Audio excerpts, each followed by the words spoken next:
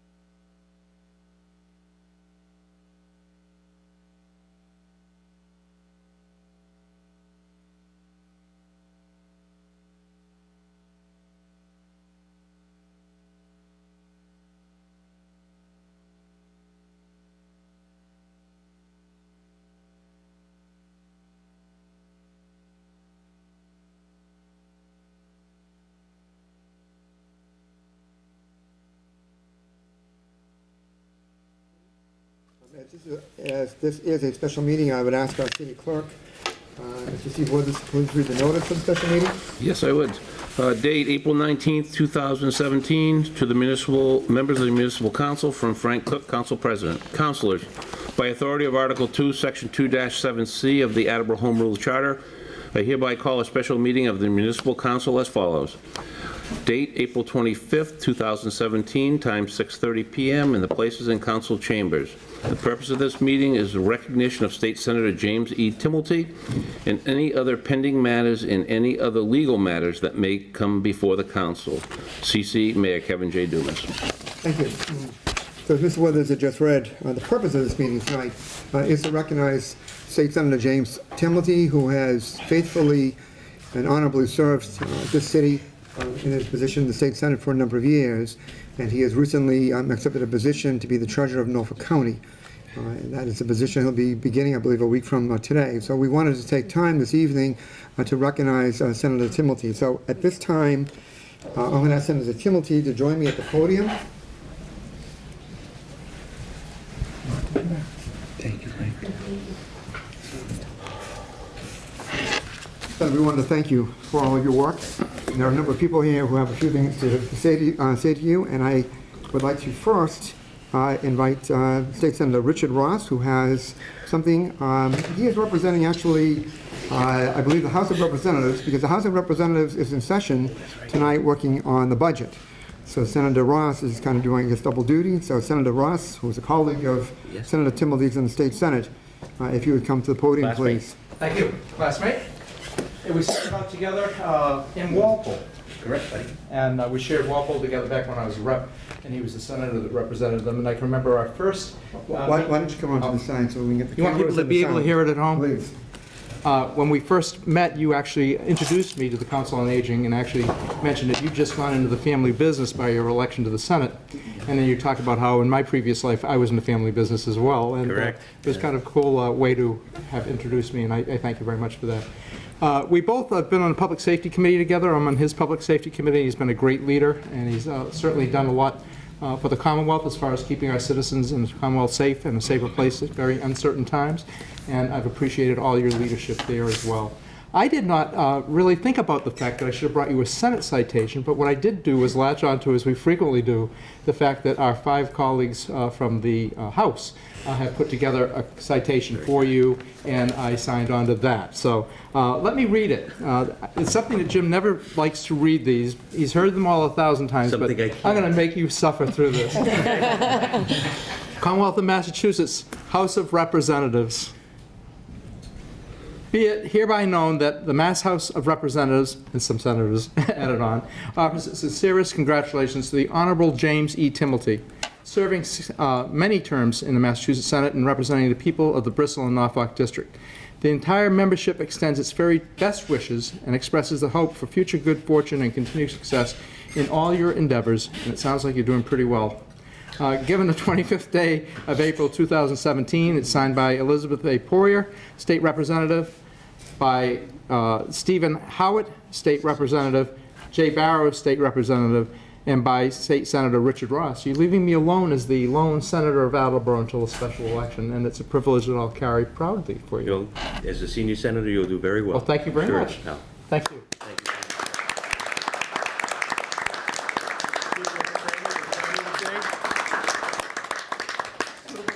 That's right. Thank you all very much, and thank you, councilors, for allowing me to make this presentation. Thank you, Senator. Thank you, Mr. President. Oh, What do I got? You put on the don't move. Sorry. leave it there. Mayor Dumas also had some words he wants to say. He is in Boston and is probably not going to get back here in time. So on behalf of the mayor, I'm going to be reading a certificate of appreciation that he had drafted. And again, just on behalf of the mayor, I want to thank you for the work that you've done for the city, the assistance that you've given to him and his office during the time you've served as our state senator. So this is a certificate of appreciation for Senator James Timilty, whereas Senator James Timilty is being honored today for his 12 years of service as a state senator for the Bristol and Norfolk districts, serving approximately 160,000 constituents. And whereas since 2007, Senator James Timilty has served as the Senate Chair of the Joint Committee on Public Safety and Homeland Security. In 2014, under his leadership, a law was passed pertaining to firearms safety and ownership. And whereas in 2015, Senator James Timilty was appointed by President of the Senate, Stan Rosenberg, to serve as the Senate Chair of the Joint Committee on Public Service. And whereas Senator James Timilty sponsored legislation regulating indoor tanning facilities, and as a result, in April 2016, a law was passed prohibiting anyone under the age of 18 from using or operating a tanning bed. Now, therefore, I, Kevin J. Dumas, Mayor of the City of Attleboro, do join the citizens of Attleboro, thanking and congratulating Senator James Timilty for his many years of service, and do wish him well in his new position as Norfolk County Treasurer, and that is signed and sealed this 25th day of April in the year 2017 by His Honor Kevin J. Dumas, the Mayor of the City of Attleboro.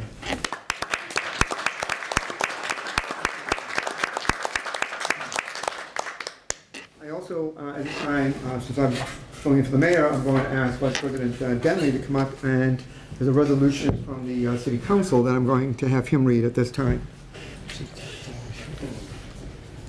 Thank you for coming, Senator. Thank you very much. Thank you. Resolution from the Attleboro City Council. Whereas State Senator James Timilty is serving in his 6th term in the Massachusetts State Senate, and whereas Senator Timilty has represented the Bristol and Norfolk districts during his terms with both dignity and honor, serving 160,000 constituents in the cities of Attleboro and the towns of Mansfield, Norton, Rehoboth, Seekonk, Foxborough, Medfield, Sharon, and Walpole. And whereas since 2007, Senator Timilty has served as the Senate Chair of the Joint Committee on Public Safety and Homeland Security, where under his leadership in 2014, the Massachusetts State Senate and House of Representatives passed comprehensive legislation updating the Commonwealth's laws pertaining to firearm safety and ownership. Whereas since January of 2015, Senator Timilty has also served as the Senate Chair of the Joint Committee on Public Service, where the committee continues to consider bills pertaining to salaries, civil service, state employees' retirements, collective bargaining, and related subjects. And whereas Senator Timilty has been a vocal opponent of indoor tanning, championing the fight against pediatric skin cancer, one of Senator Timilty's longtime legislative priorities became one of his proudest legislative successes in April of 2016, when Governor Baker signed Chapter 31 of the Acts of 2016 into law, prohibiting anyone under the age of 18 from using or operating a tanning bed. Therefore, let it be resolved that the Attleboro Municipal Council recognizes and wishes to extend its appreciation to you for your years of service and your faithful and compassionate service in the Massachusetts State Senate. We join the employees of the City of Attleboro to thank you for your dedication, your professionalism, and your strong commitment to protecting the citizens of Attleboro and the Commonwealth as a whole. We want to congratulate you on your retirement, and we wish you happiness and health in your future endeavors as Norfolk County Treasurer, signed and sealed this 25th day of April in the year of 2017.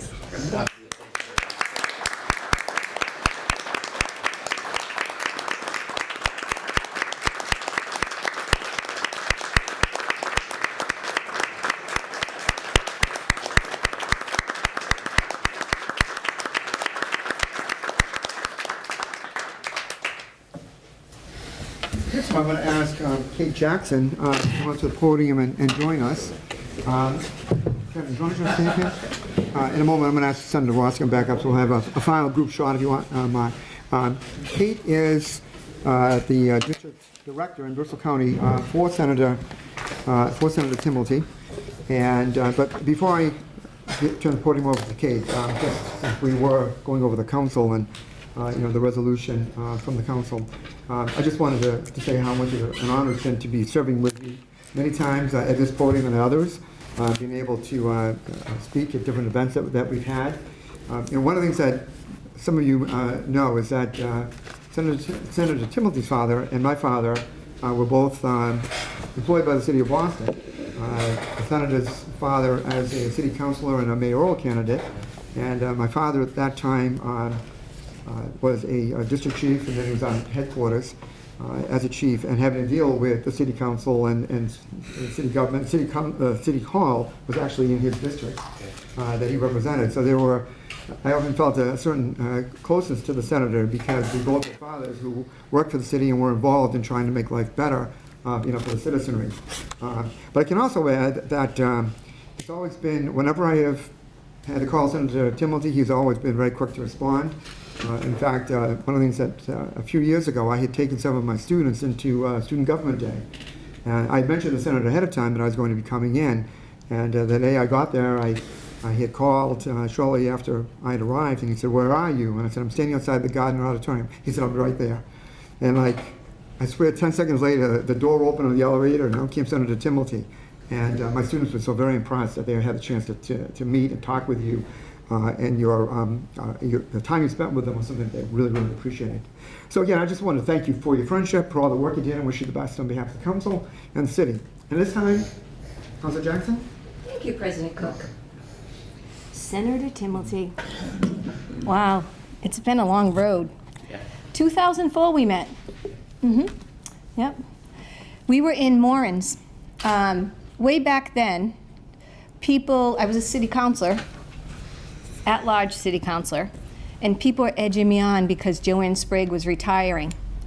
And they said, "Oh, you should run for state senate." And of course, I was young and naive, and I'm like, of course I'm going to run for state senate. I have no idea what it entails, but, oh, I can be a senator. I just became a city councilor. I'm like, so cool. Yeah. So the Democratic Party, the City Democratic Party, Paul Brady and Shirley Coelho, thank you. We met at Morin's one morning because they knew they had two Democratic, I was a Democrat then, I'm not now. Just making that clear. Thank you. And we met for breakfast and we had coffee. We met with Shirley and Paul, and they were trying to figure out like which one of us they would pick to support. Well, I sat there and I was in awe because at first I thought, who is this bloke from Walpole, Canton, Boston? I'm like, jeepers creepers, I don't know about this guy.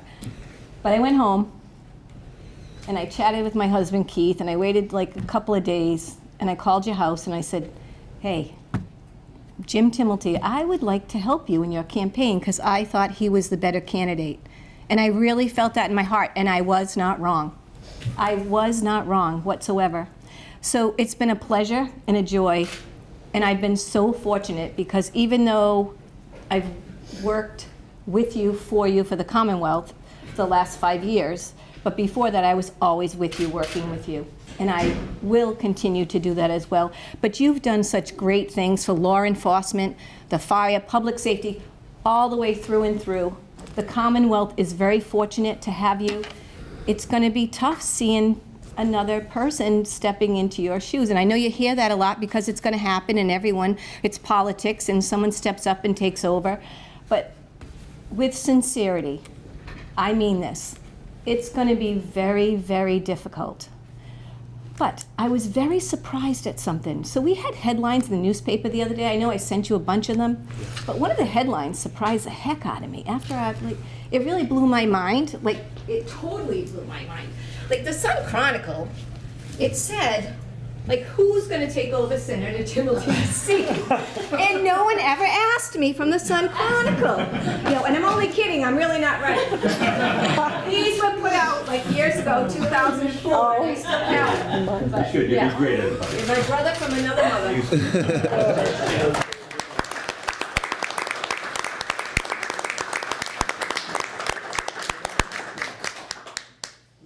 Do you have a whole roll of those? No, I don't. It's just a joke.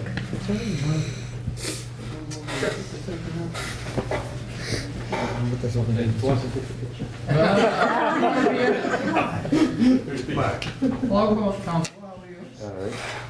Well, okay. Okay. Thank you.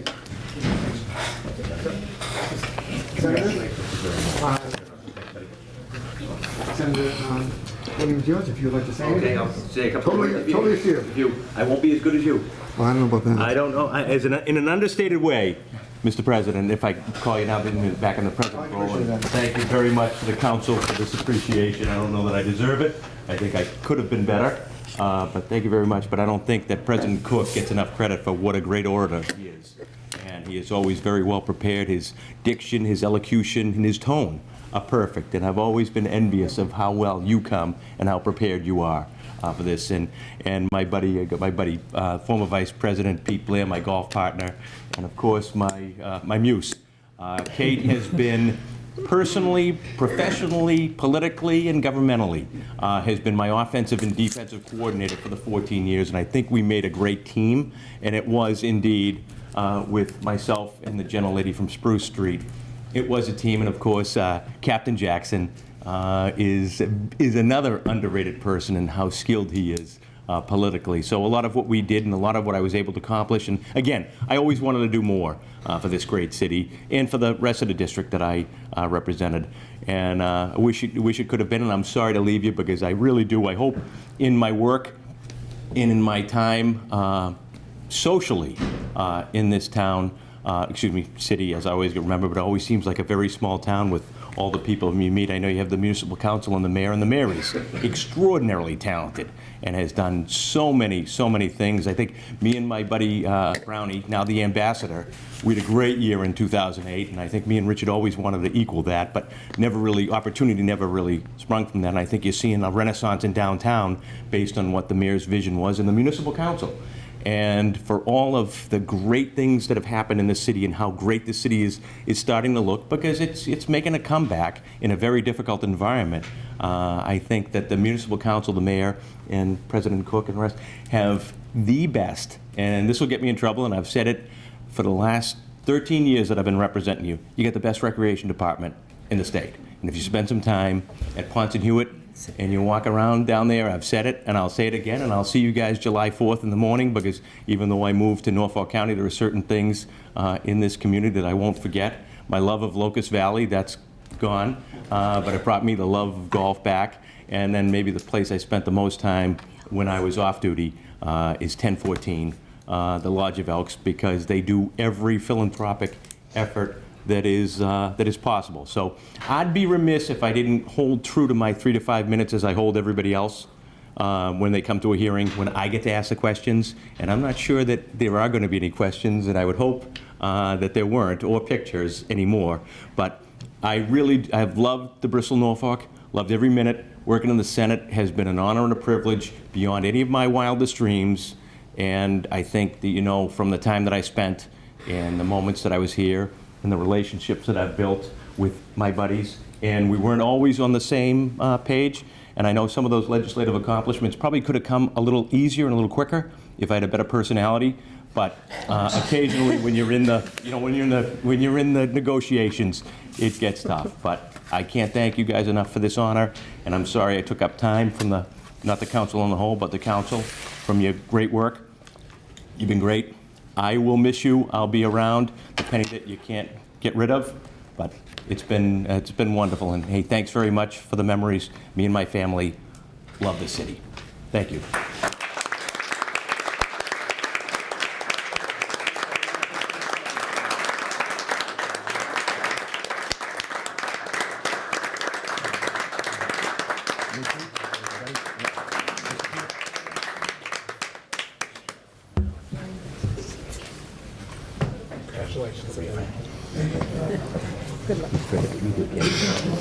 You're going to love your new job. Congratulations. Thanks very much. You'll always be a senator. That was so nice.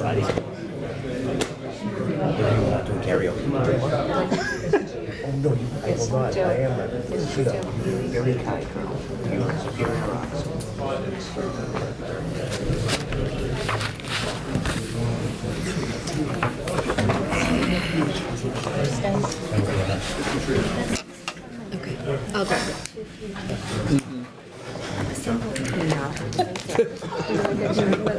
Mark, how you been? Haven't seen you. Thank you. Remember last time I saw you a few weeks ago, you were still fighting it. I know, right? He was always good. Did you really? Okay. That is in the mail. Oh, really? What do you recommend? What are your favorite times? Excuse me, Shannon. My meeting's canceled. I take- Hey, nice job. Hard of hearing.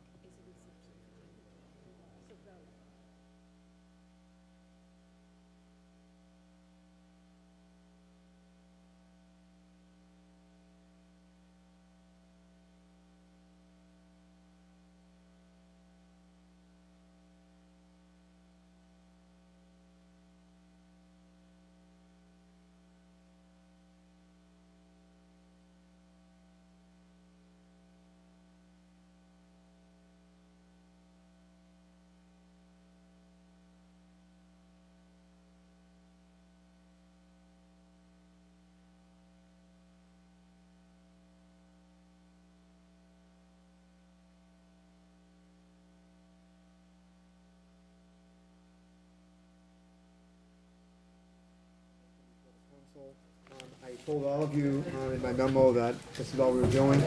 I did receive a request from a resident to approach the council at a committee of the whole session.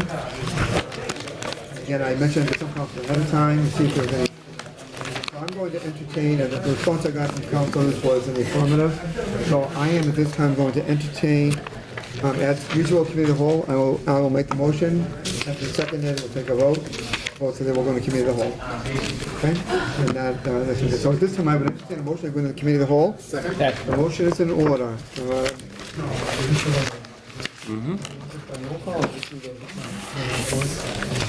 call it. It's easy. All right, we'll have a roll call vote beginning with Councilor Delicio, ongoing in committee of the whole. Mr. Delicio. Yes. Ms. Zoll. Yes. Conti. Yes. Mrs. Parika. Yes. Mr. Denley. Yes. Ms. Hegney. Yes. Mr. Cooper. Yes. Ms. Jackson. Oh, I'm sorry, Mr. Blair. Yes. And President Cook. Yes. 9 yeas, 0 To nays. pass, and we're now in the committee of the whole. If there's any individual here would like to bring something to the attention of the council, I would invite you to come forward and give us your name and address for the record, please. Thank you, Mr. President. Gary Sagar, 100 Sangaran Parkway in Seekonk. I thank you and the council for allowing me this opportunity. I just want to be real brief as a continuation of our discussion of last week. I'd just like to be clear on how the funding for the retirement system occurs.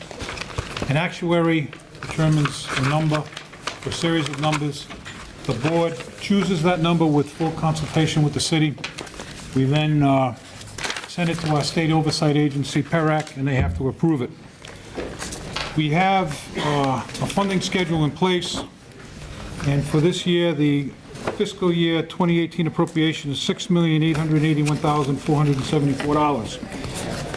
When we requested the increase for the COLA base from the $12,000 to the $13,000, we also had our actuary perform the cost analysis, and that was the $107,000 figure. We supplied that with the request, not knowing at the time we had the ability to delay the payment for a year. In order for the city to appropriate more money for the retirement system, you would first have to get, if you will, a revised appropriation letter or request from us.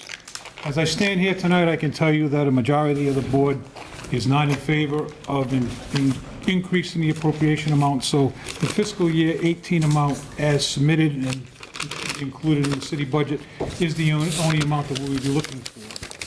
Tomorrow, we have a retirement board meeting, and we will have that as a discussion. I would invite any member, I mean, it's an open meeting, any member who would like to come, and we will have a discussion on that in advance of maybe providing something to you in writing. Just confirm that for your meeting next Tuesday. The original vote that was taken on March 21st, and I have the original vote here, it says voted on roll call, 6 yeas, 4 nays, Ms. Reynolds, Mr. Conti, Ms. Hall, and Mr. Delicio voting nay, Ms. Hegney absent, to approve the Attleboro Retirement Board's request that the Municipal Council accept Section 19 of Chapter 188 of the Acts of 2010, which would increase the COLA base for the retirees from the first $12,000 to the first $13,000. That is really the only issue in front of you. The funding is a secondary issue. We will not be presenting, as I stand here this evening, based on our past positions, we will not be presenting any additional requests for funding. So my opinion is, when you reconvene to vote this, the only thing you would be voting is to either override the veto or sustain it. Now, one other option, because we are not presenting an additional bill to the city, so to speak, a partial review or a pretty comprehensive review by somebody was done of the city ordinances and charter, and where the mayor vetoed the original vote, if he was to rescind his veto, there would be no other further action going forward that would be necessary. Now, where the ordinances and the charter are silent, if he can do it, it certainly doesn't say he can't do it. So that's certainly another option that might be available to the council. But as I stand here this evening, I can tell you that based on the comments of mine last week and one of my other fellow board members, and at a previous retirement board meeting by our city auditor in the school, there will be no additional request for funding if this increase is approved. And I believe it might be on the agenda for next week. So thank you again for your considerations, and I'll certainly answer any questions. Are there any questions for the speaker, Mr. Blair? Gary, you said that after the meeting, you'll send something down in writing stating. Yes, yes. I'd appreciate that. Oh, sure, sure. If we do nothing, nothing is going to happen as far as any additional appropriation, but we can just send you that. We'd had the discussion and everything. Okay. Any other questions? Thank you for coming in. Okay, well, thank you very much for your time. Thank you. Is there anyone else here to speak before the committee of the whole? Hearing none, that wraps up all the business for the special meeting. I would entertain a motion to adjourn. We have to advise. Excuse me. Okay. That was the end of that. All right, if there's no other speakers, I do entertain a motion to arise. Second. Thank you. The motion is order, and since we got a roll call come in, I'm going to do a roll call going out. So, Mr. Blair, we'll begin the vote. Okay, Mr. Blair. Yes. Ms. Jackson. I'm sorry, Mr. Cooper. Yes. Ms. Hegney. Yes. Vice President Denley. Yes. Mrs. Parika. Yes. Mr. Conti. Yes. Ms. Hall. Yes. Mr. Delicio. Yes. President Cook. Yes. 9 yeas, 0 nays. Motion passes. At this time, I entertain a motion to adjourn. Second. Thank you. Motion in order. All those in favor? Aye. Opposed? Motion passes. We are adjourned at 7:08. Public Works is canceled. The Committee on Licenses is canceled. Committee on Ordinance is canceled. Committee on Traffic and Transportation is canceled. I am going to cancel my committee also, but before I just want to just say one thing. I don't want to have to call the committee. Should I call it to order? I don't. Yeah, you better just be in the Okay, safe side. I'll just do it right quick second. Okay, I'd like to call budget and appropriations at 7:08 PM.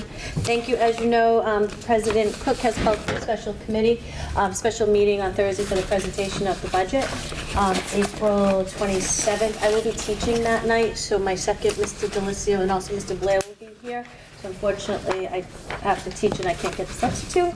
And then going forward, we'll have enough time to have the budget digested a little bit, and then before I call for committee meetings, and we're probably looking at either a Monday, Wednesday, Thursday, Friday, throwing days out there, let me know, I'll talk to department heads. And can you please look at your calendars and what the council, getting the budget with enough time to go through it, what week you'd like me to start calling for the meetings collectively. Just send me an email or a message, text, anything, okay, please? Thank you. Okay, and that's all for budget and appropriations, and call for an adjournment at 7:09 PM. Second. All in favor? We are Aye. adjourned. Aye, thank you. What other meetings canceled tonight? I just want to make sure I have them all. Licenses. License canceled, transportation, traffic canceled, ordinance canceled. Was there another one?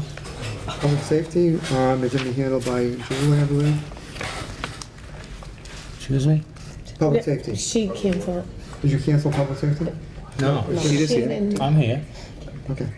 Public Works. Public works. that's what it Work is canceled. is. Look at the wrong one. Public works. I still have zoning and land use. What? I'm gonna have zoning and land The use. public works is going to be held. Personnel, capital improvements, public safety and emergency management, city property and claims. That chair is not here. She's coming. came in. Oh, I'm sorry. I didn't see that. I get that. I just I snapped. thought to my left. I didn't see it slide in here. Okay. And then, let's see, I know that weeks ago, we set up to have the Attleboro Redevelopment Authority in before anybody else had called for any other meetings, and I know there are members of the Redevelopment Authority. You know, to my right, I'm blind. So, I can't see this. So, My glasses. I'm gonna go first. Thank you, I will. Sorry about this. It's okay. We try to sneak in so we don't have to. It worked.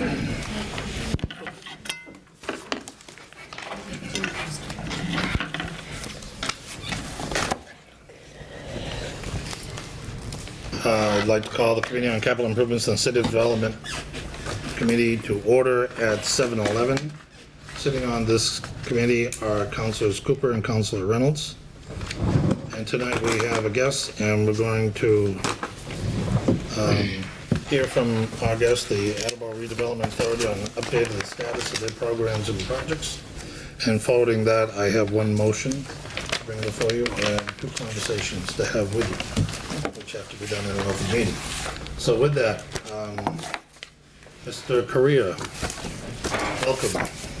We're eagerly awaiting to hear the exciting new developments of the Attleboro Redevelopment Authority. Well, thank you Floor is very yours. much, Councilor Conti, and other members of the City Council. It's always a pleasure to be here before you, sharing good news and maybe even sometimes bad news, but at least sharing news. Communication is something that we can all improve on, and this is my goal, is to continue to, at your request, come before you and share with you everything that we know. The first thing I'd like to do this evening is let you know that Chef Helga Vasconcelos of the Bond Food and Spirits Restaurant at the New England Sports Village is now open for business. I brought with me tonight some menus that I'd like to hand out. Some of you may have been there already, but some of you may want to go. I understand what I'm hearing is I haven't been there yet, but the food's delicious. So. Jackie put a Thank picture you, sir. up. Thank you, sir.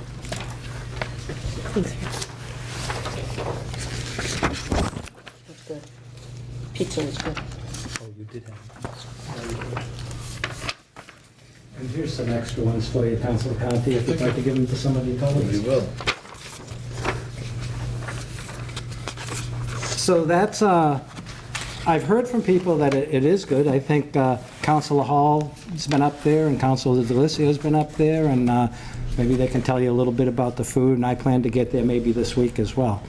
So I hope you can go up and enjoy and continue to support one of our flagship projects that's going on right now in the city of Attleboro, and hopefully will continue for a long while. Having said that, I can move over to Wall Street South. Wall Street South, which is going to be Renaissance Station South, is a project that we intend to do with Marco Canale in the near future. I will announce to you that Conservation Commission meeting is going to be on May 3rd at 6:30. The Planning Board meeting, once again, will be on May 8th at 6:30, and the Zoning Board meeting will be on May 11th at 6:30. This will be his second round. He's asked to clean things up a little bit, and he has complied with a conversation I had with him with all the requests that were required of him. So hopefully he'll sail right through and he'll begin the permitting process. Once he begins the permitting process and he gets all his permits, then he's able to file for his building permit.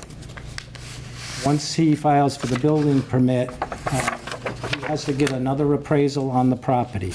We already have one, but the deal that we have with him in the land disposition agreement is that he needs to get an appraisal within 6 months. This is in accordance with Department of Housing and Community Development, within 6 months of the time he closes, in order for that new appraisal to be present. He will pay the higher of the appraisals, whether it was the first one or the second one. So he's moving along, and I'm hopeful that maybe late summer, early fall, that we can start to see something going on there. So let's wish him luck in getting his permits and starting another project that's going to build out some of the TOD area over near Wall Street. we hope construction will begin soon. The Olive Street parcel. As you go from Wall Street to Olive Street, where the Reynolds and Markman building was, you would have noticed a large pile of soil there a while ago. That pile is starting to dwindle. That pile was put on there at the request of the mayor to the ARA board when they started to build the road. And it was just a holding place for a short while to be able to put that soil there until they could get it removed. They just needed a place to hold it. Well, it held for a long while because, unfortunately, it turned out to be a little bit tainted with lead, and so we had to find special ways to remove it. So it's in the process of being removed now, and we have a small pile left, and I've been in discussions with Gary Arazian this morning, Doug Healy, our licensed site professional, and we think we've resolved getting the rest of that pile moved shortly. Once that's removed, we can continue the abatement on what we call Parcel 1, and then we'll go to Parcel 2 and Parcel 3. You know that we have 3 $200,000 grants, and we labeled them out. We had to break that land up into 3 parcels in order to get those grants. So we have a total of $600,000 in grants there to clean up that area. Is it enough? No. It's not going to be enough. Don't fear. The ARA board always has a contingency plan.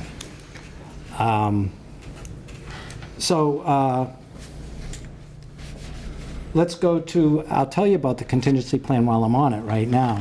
We recently had a meeting, a conference meeting with the FTA in the mayor's office with Barry Lacasse and myself and Mayor Dumas. When we sell Renaissance Station South, as you know, that money has to go back to pay back the FTA on the money that they gave us to purchase the property. Well, that would be a huge hit to us. We certainly could use that money. So the mayor reached out to the FTA and found out that we can engage into what they call a joint development process with them, which will allow us to keep the money on the sale of the property as long as we reinvest it back into the transit-oriented project. So we asked the question, is cleanup part of reinvesting into the transit-oriented project? Because that's near and dear to us. Without us cleaning the property up, you're not going to build on it. So that's the first thing we have to do. So they said yes, but we would have to comply with everything they want us to. We'd have to show them everything we're doing. We'd have to walk them through every step of the way. But it seems to be that maybe we might have as much as $1.2 million available to us to continue to invest into the TOD. That will help us with our shortfalls in the cleanup so that now maybe we can get that land totally cleaned up to the point where it's going to be developable in a more meaningful way rather than to say, we have to cap this area because it's not good. We have to put a parking lot there. That's not what we want. We want to put a building there. We want to make this so that when a contractor comes in to bid this project, he's not tied any place in where he can build and where he can't. So that's good news for us. And thank you to the mayor, Barry Lacasse, and the FTA for helping us strike this deal. It's not done yet. We've just put the application in. Sounds like we have someone in the building. So, as with anything, you just have to wait and see if it's going to happen. I'm encouraged that it will. I've been encouraged before that things are going to happen, only to have the rug pulled out from underneath me, and I'm sure you've all been there. So, but we feel as though this is a pretty good thing, and we feel pretty much sure that it's going to happen. So the Riverfront Drive Park is, as you know, is moving right along. You can see the brick walkways going in now. I think that project, and that's a Mass Works project under the city's authority, but I can talk a little bit about it because we, of course, are taking the light poles out along the river. We're putting another pole in to feed Lamco building. So we're cleaning that up as far as the electricity goes, and that's going to be quite a project when it's done. We were able to acquire Johnson, the Olive Street property, Johnson Fabricators, which was the anchor to that, which we needed to clean it all the way out to the street. So that's in pretty good shape. And it's remiss of me not to turn around and mention that I have Jackie Romanecki here with me tonight, as well as Rose Lawson, who is our newest member of the Attleboro Redevelopment Authority, our 5th member finally. So thank you for joining us. And the next thing I want to go into is the Swank project. Maybe many of you are wondering what is going on with the Swank project. Have we made that deal yet or not? Well, back in December, we had a land disposition agreement with Stern Leach. And as we took the building down and made that parking lot clear with an AUL, activity use limitation, and a PSS, a permanent solution statement, which goes with any property that you clean like that. It's an automatic. We had a land disposition agreement with them that was due to expire on December 1st. 3 weeks before that land disposition agreement expired, Stern Leach, Joe Esposito, asked us for an extension so that they could continue to look at the property and decide, if our permanent solution statement was acceptable to them. Well, I got nervous. When I saw 3 weeks and I did the math quickly, it doesn't take a rocket scientist to see that's going to bring us out to December 1st, which is the end of the LDA, which expires. And that's exactly what happened. So, with the expiration of the LDA, did the ARA just say, all right, this is it, it's the end? No, it didn't. We continued to work with Stern Leach to try and create another LDA with a few little tweaks and turns that maybe they wanted. But as we quickly got into the discussion of what they wanted, we quickly found out that it wasn't going to be doable. They wanted an indemnification on the property, of which is not something that the ARA is going to do, to hold that property forever free and harmful from anything. So we wouldn't do that with any piece of property that we sell. So it was a wrong decision. And so therefore, we needed to act pretty quickly. What do? We've got a mass development loan to pay off. You as the city council were involved in that and voting some of that forward to us. And so the last thing we wanted to do was be here a year from now saying, we haven't done anything yet, we haven't got it done yet. So we immediately reached out to Sturdy Memorial Hospital. And guess what? We have a signed purchase and sale agreement with Sturdy Memorial Hospital for the property. We just got it a few days ago, and I'm happy that we did, so I was able to announce that to you tonight. They're doing their due diligence over to the property right now to do a little digging around with their LSP just to make sure everything is what they want. Our LSP is Doug Healy is having a conference call with theirs tomorrow at 3 o'clock in the afternoon just to bring them up to speed on everything. But we've had a real good relationship with Dr. Auerbach and Sturdy Memorial Hospital, and we're glad to say that that's moving in the right direction as well. Once again, we have the signed P&S. They've got to do their due diligence, but I feel as confident in that going forward as I do with the FTA and the joint development. So that's where we are with the Stern Leach property, and it took a terrible turn for us, which I'm proud of the ARA board for being able to say, hey, look, let's do what we always do. Let's get in this room and let's think about this and let's act real quick. And they did that, and we reached out to Sturdy and we were successful. So thank you to that. Thank you for all the hard work of the ARA as well. The TOD, we continue to work on that within the walls of what they call the BST2 team meeting, which is the Brownsfield support team meeting that we have maybe once a month with all of the officials from Boston and some from Washington, D.C., and even Kennedy's office is involved in this. And we brainstorm and we try to think where we're going to get money, how we're going to do this. It's a big effort to put this TOD together. The MBTA owns 50% of the land, and the ARA owns 50% of the land. And you can imagine what that's like to make a joint venture with that going together. We're making good progress. So we're working with Serped. We're working with everybody. We're going to get that done sooner or later, but it's a huge piece to move. And so we continue to work very hard on it, and that's where we are with that. It's progress. We're moving along. I guess the last thing I want to talk to you about tonight is the Finberg Field project. which I'm sure that maybe some of you will have questions, and I hope that I'm able to answer them all for you. We, as you know, applied for $200,000 grants for a total of $400,000. The land was turned over to us. They came down here to the city council and asked you to turn the land over to us so we could apply for those grants as a redevelopment authority. So we had an agreement on the 16th day of December between the Attleboro and the redevelopment authority to take over that land, and we did. But on February 17th, we received our first letter from the United States Environmental Protection Agency letting us know that we were not selected for the grants. So we don't have the cleanup money for that. And just to maybe put it in clarity for you, I will, if I may read one letter from Jim Burns that kind of sums it up, so I'm not putting things in my word, you're getting it from Jim Burns.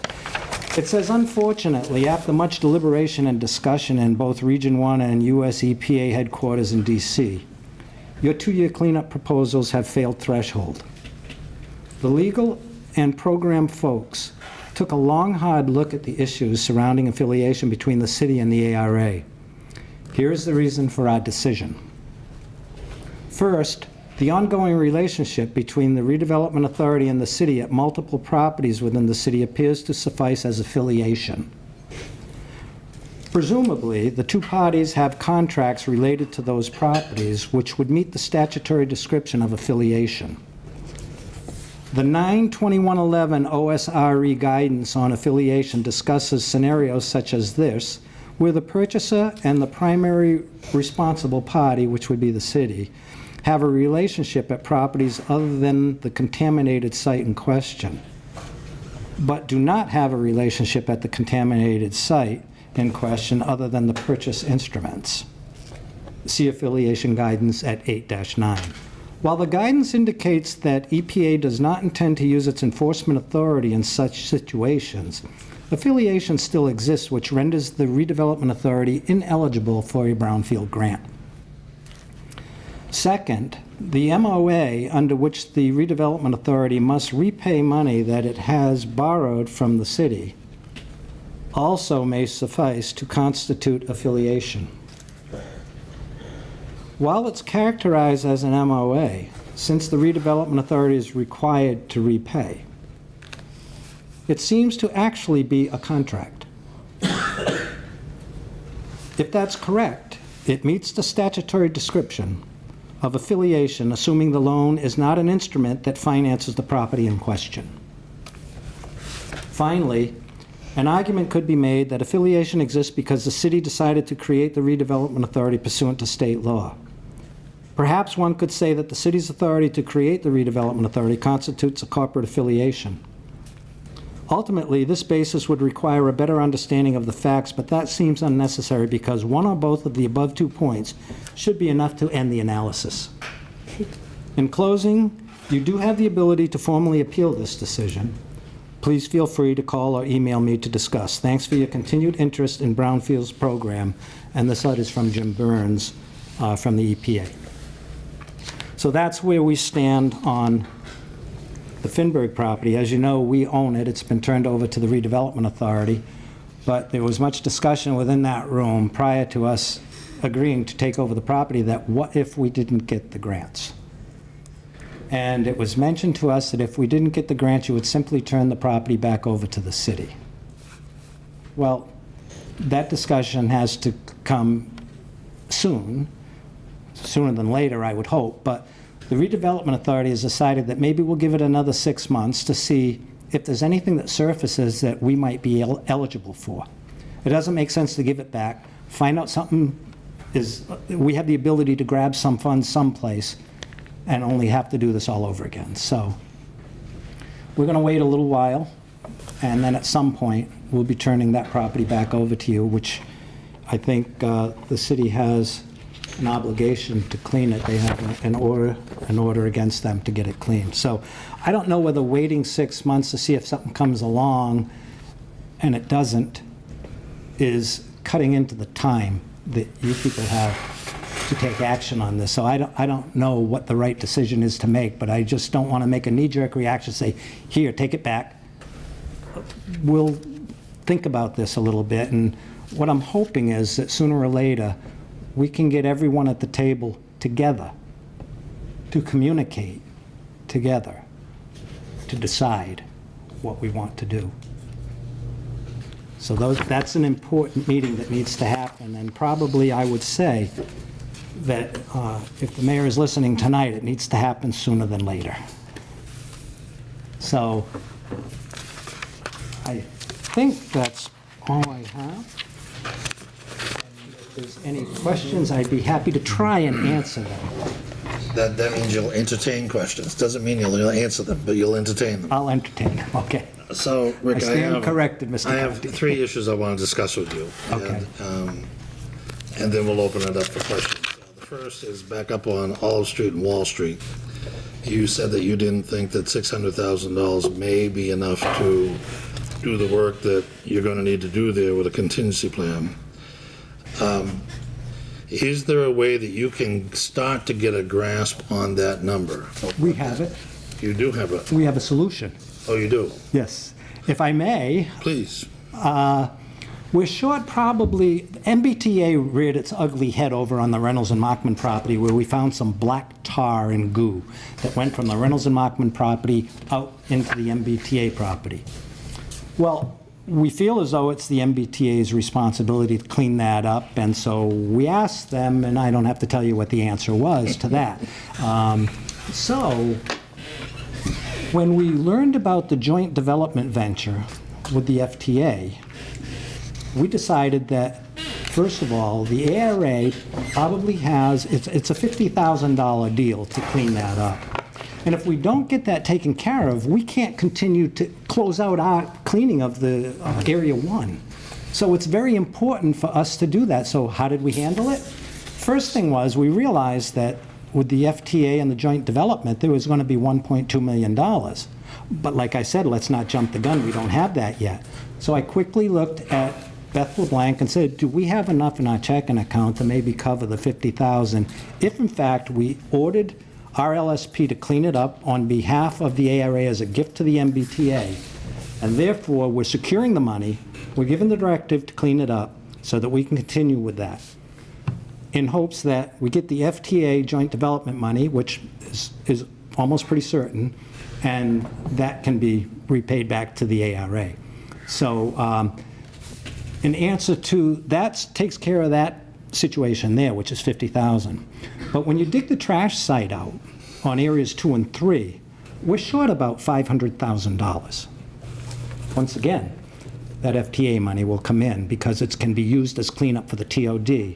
So that way we can dig the trash sites out, get rid of that, and our plan is to refill it with the earth that's dug on Wall Street South from Marco Crinali, who has to haul that away.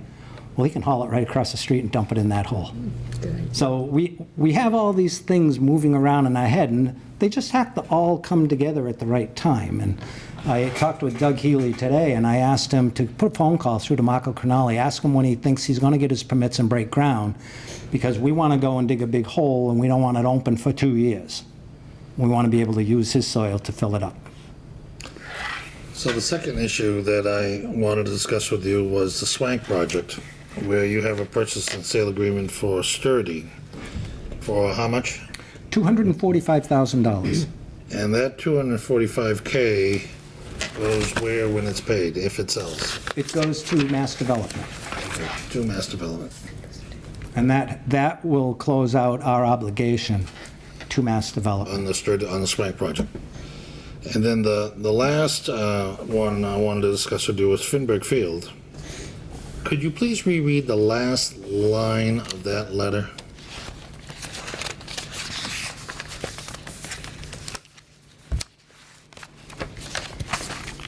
In closing? Yes. You do have the ability to formally appeal the decision. Okay. And we have. You have? Yeah, we've gone through all of the rhetoric with the EPA and everything else, and it's DOA.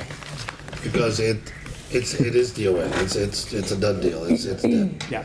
So if the city were to ask the ARA to retain ownership of that land and give the ARA what may be $400,000 to clean the land, would the ARA accept that responsibility? I'm not sure. That would be a vote of the board, but it's a huge responsibility to accept on behalf of, we're not the PRP, and $400,000 isn't enough. It's always been said that the $400,000 in grants was going to be the first phase, and the city, if need be, would kick in up to $300,000 after that, for a total of $700,000. Right. The other thing is that the city seems to be working with Camp Dresser and McGee on that, and if the ARA board were to do such a project, we would entertain competitive bidding. Yep. And we would not go with just one party. Right. Glad to have that out in the public record. Does anyone else have any questions for Mr. Correa? Yes, Mr. Cooper. I don't have a question, just a comment, Rick. When you talk to Mr. Crognelli about digging the hole, as you know, I stand on that platform every morning, and this morning in the rain and wind, part of that roof on the front of that building is flapping in the wind. Renaissance North? Yes. Okay. So, just let them know that something's up with the roof of that building. I noticed it this morning. I was gonna try to figure out how to get in touch with him through the mayor to let him know that something's going on, but I noticed it. I'll give him a call tonight. Okay, thank you. That concludes my comment. Okay. Thank you. Anyone else? I would just like to say one other thing in closing before I leave the podium. The ARA board has been around for a long time, and we've certainly had our highs and our lows, and we've certainly taken a lot of hits from people from time to time, and I think we still do take hits from people from time to time. And I would just want to comment on some of the things I've heard is that maybe we're a drain on the city, and it may be a drain on the educational system, that the mayor should not be putting his money into the redevelopment authority because it can be better used for education and so forth. I'm just hearing these things. They just fly to me, and I kind of say, okay, this is a perfect time to maybe, in full view of the public, set the record straight. And I've talked to you about this before. The ARA board is a completely volunteer board, but prior to us becoming a completely volunteer board, we had 4 employees. So the answer to people who think we are a draw on the economy or a draw on funds is this. We give back to the city and throw into the grants approximately $352,000 a year, which was what we were paying for employees. Now, we do that all as volunteers. Those employees were paid out of the grant money, and then the rest of the grant was used for the projects. So we give $352,000 a year back to this city in beautifying the city and cleaning the city and so forth, and we do it as volunteer board members. So I just think that if people are listening and they want to criticize the ARA board, please walk a mile in our shoes first before you criticize us, and make sure that you talk to the ARA board first and ask them the direct question, and we may be able to give you the answer before you go around saying something that may come back at a public forum and bite you. Those are well-chosen words at the appropriate time, as it is budget season, and Thursday night the flag goes down on the new season. Councilor Cooper, do you have a question? No. Okay. I didn't know how candid I was going to be with that, but I figured I'd just lay it all out there, and if I was going to take a hit, I'll take it right here on the council floor. I think Well said. education is a very important role of councilors and commissions to inform the public of what is going on, because it is complicated, and people don't typically want to ask the questions, they just want to make an opinion. So I'm happy that you put this out there tonight. I have been watching the ARA closely for several years, as you know, and I really appreciate these times we get together, because you're very informative. You've got a lot going on, and it's worth it. Get it into the fresh air and sunlight for the public to understand what you're doing.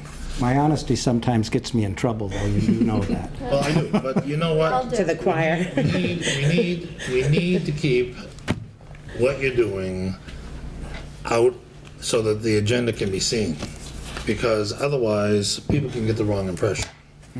And I've sat through many of your meetings, and I've listened to some very difficult, weighty conversations with some very entrenched positions in the room. And I understand what the ARA board goes through, and that's why I asked you to come, Rich, is because even though you have fulfilled the legal obligation of appearing before the council every quarter because the Sports Village now occupies that site, I think it's still important for you to appear in front of the Capital Improvement Plan Committee at least 3 times a year to give us an update on what's going on in capital improvements in the city. And I think the board wants to. I mean, we're proud of what we do, and this is one of the only venues we get to showcase it. Yeah, I and I mean, think it's nobody else important. really, we're not public in any way whatsoever, but when we come here, we feel as though, now listen, we're getting our hard work out to the city council, and it's being televised, or it's being heard by the public, and that's our reward, that's our paycheck. That's what we get. We get Thank you for your good volunteering comments service. from people like you and the rest of the councilors, and that means an awful lot to us. Sometimes it keeps us, it's one step away from us throwing in resignation papers. It just keeps us grounded and keeps us I going. know that, and that's why I want to say that I am grateful for you and your board for the time that they volunteer for the service, and it's the reason why I pushed for Councilor Delicio to join your board during his interim, because I thought he would be a great addition, and I'm glad he did it, and I think he doesn't resent it. It's not an easy job. It's not an easy job, and I know you and a lot of other boards in the city going through the same thing, that it's interesting work. It is. But it's difficult work. Yep. And it's volunteer work. And since you mentioned Councilor Delicio, I'd like to say that the council has always said to me, if there's anything you need going forward, especially with the New England Sports Village and everything, just come to us. We'll see what we can do to help you. And we need some lights on Commerce Way. And I didn't know where to turn, so I turned to Jay Delicio, who lives up near there, and I said, hey, Jay, how'd you like to light your street for us? And thank you for running with that, and as well as Lance Hill. And Commerce Way is lit now, and it looks very nice. And it's good for the kids who have to go up there and play hockey. It's good for the patrons who visit places, and so it's all good. And public, thank you, Jay. Thank you. Council Pritchett? Thank you very much, Chairman. I hate to roll it backwards, but if I know that I have information at home, but anytime we end up talking about Finberg Field, I field questions from parents. And it would be helpful if perhaps you could give us a pleasant reminder. First of all, I'd like to say that I do enjoy your candid discussions with us here on the floor. That I enjoy that. What do you know what the price tag is on that currently? Do you remember because I know that we have information about it, but I'm not going to have it readily available. So what is the grand total price tag for the cleanup there?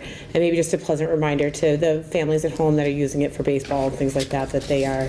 Well, we were applying for two $200,000 grants, which is a total of $400,000, and the city was willing to kick in the delta to that, which they thought could be in upwards of maybe $300,000. So the total price tag on the high end would have been $700,000 to take care of that. Using the existing contractor.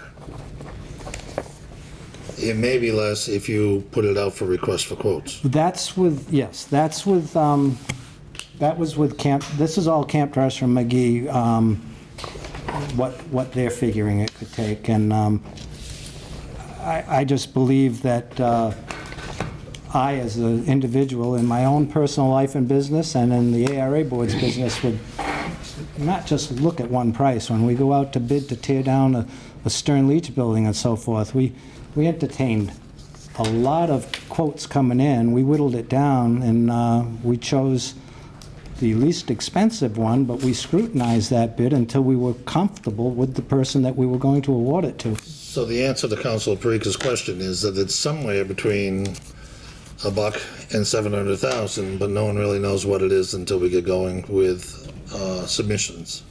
Right. I mean, it's been continually monitored for years by Camp Dresser McGee, and they must have a good hold on it. And I think they're thinking that it could be, $700,000 or less. I don't know about that number. Could I get a price of $500,000 or less? I don't know until I ask somebody that you want to look at this for me and see what you can do. But I think it begs looking to other vendors as well. I don't think the council is in the business of just awarding it to the first person who comes along. So the bottom line is that we're going to take 6 months, see if we can find an additional source of funding.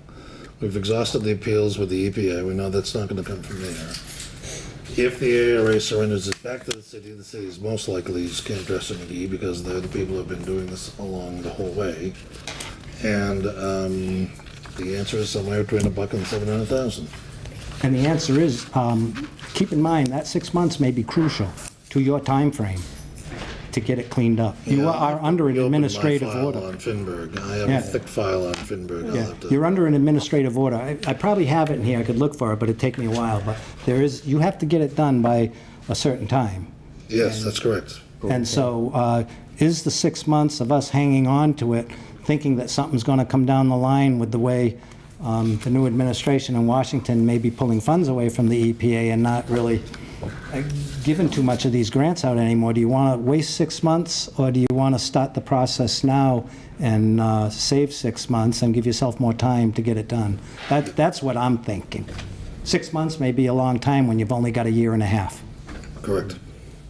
Although that job seems to be straightforward and easy. Mm-hmm. Yes. Yes, Councilor Dulce. Thank you. Rick, again, thank you for coming down. It's good to see some of the projects starting to drop off the list that we have for years. Rose, welcome. You're going to be a wonderful addition. My question is, as it relates to the affiliation, is this something that when we're looking for grants and contracts in the future, we're going to need to be concerned with? Is it going to mean we may have to look at standard operating procedures a bit? No, I don't know why that's become such an issue, because under Chapter 121B of the Massachusetts General Laws, we're separate and distinct from the city. Yeah. But when the city has a piece of land, and I guess maybe the EPA kind of looked at this, and within 10 days, you swap it over to the ARA. Within 2 days, we file for grants. I mean, the handwriting was on the wall on this. I mean, the EPA is not stupid. They just saw this bang, bang, bang and said, hey, wait a minute. And, you know, this grant was, I think, nationwide. So there was a lot of competition out there for this grant. And there had to be other people out there that had grant applications that were probably a lot cleaner than ours when it came to that affiliation clause, you know? So I don't know. We've done okay receiving grants before in the past, and no, I know the way this letter reads, you might think that, oh, you know, why are they saying all of this now? We don't know. But we're still looking for grants, and we'll still get them. You know, we're working with the FTA, and that's money going into the TOD. You guys are very good at finding grants. Oh, you know what? You have been. We lose sleep at night, but we do find a way. You do. And I just want to make sure, because, I mean, that kind of stood out to me, especially with my history with the ARA. So I'm glad you're on top of it, so thank you. Thank you very much. Anyone else? Thank you, Mr. Correa. We appreciate your presence. It's a pleasure to be here before you again. We look forward to the next meeting and hope we have exciting news to bring to you in 3 or 4 months. We will send you an invitation. Thank you.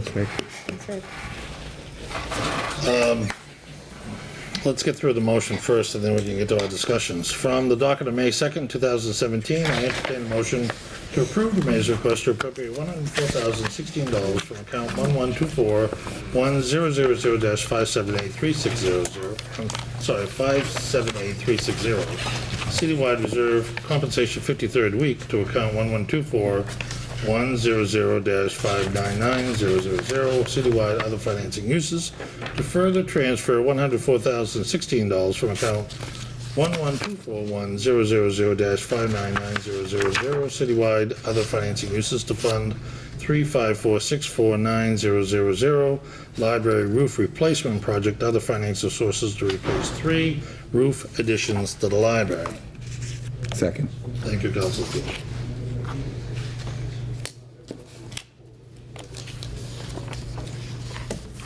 So, Councilor Cooper and Councilor Reynolds and city councilors, I haven't had a chance to dig into this, but I suspect what has happened is that with retirements and layoffs, the 53rd week is not going to be as expensive as the mayor originally thought.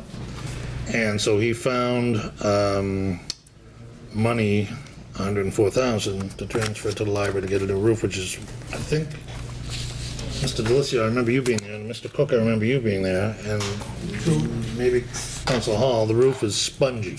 Right. So it's a dire need. And that concludes my comments. Do you have any questions?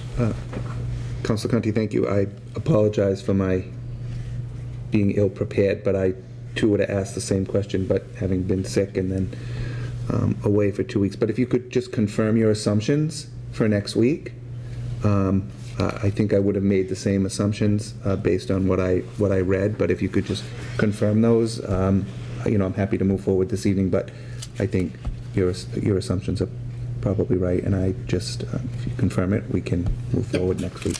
And I will. Thank you. So what I would like to do is get this through the committee tonight. Absolutely. And I will get confirmation for the full council meeting. Ms. Council Denton.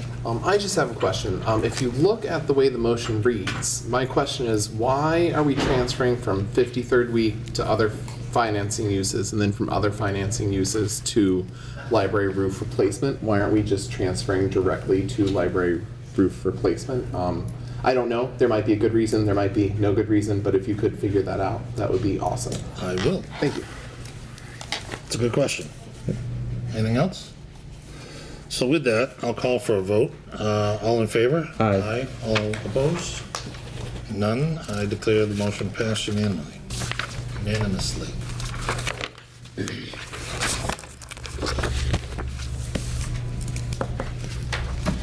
So, in the discussion, if you read the newspaper this morning, you saw that there was a meeting last Tuesday night that followed our last committee meeting, which you were both unable to attend, which saddened me because I would have liked to have had your input for the meeting. Well, I'm sure you had an opportunity to see the videotapes, the internet meeting, and I'm sure you understand that there's two good sides of this argument about the transfer of the money for the school projects that came out of the stabilization fund and now being consolidated into one fund for. So it came up to vote on the council floor, and I had some fundamental issues with the motion, which I expressed. Councilor Denley withdrew his second, and I decided to hold the piece. And as you know, I can hold it forever, pending council actions, but I wanted you to give this some thought, and I want to have a conversation with you before I bring it back out to the council floor. We have to do that publicly, so we have to do that here, either tonight or in 2 weeks when we have our next committee meeting. But I need to hear your opinions about that motion and what happened as a result of that motion, because I value your opinions. And if you're not prepared to tell me tonight, that's perfectly okay. I can sit on the motion next Tuesday night. We don't have to pass it next Tuesday night. And we can discuss it in 2 weeks again in a committee meeting. Yes, Councilor Cooper. Thank you, Rick, for your explanation, and I think how I'm feeling about it is similar to how you felt about it as well.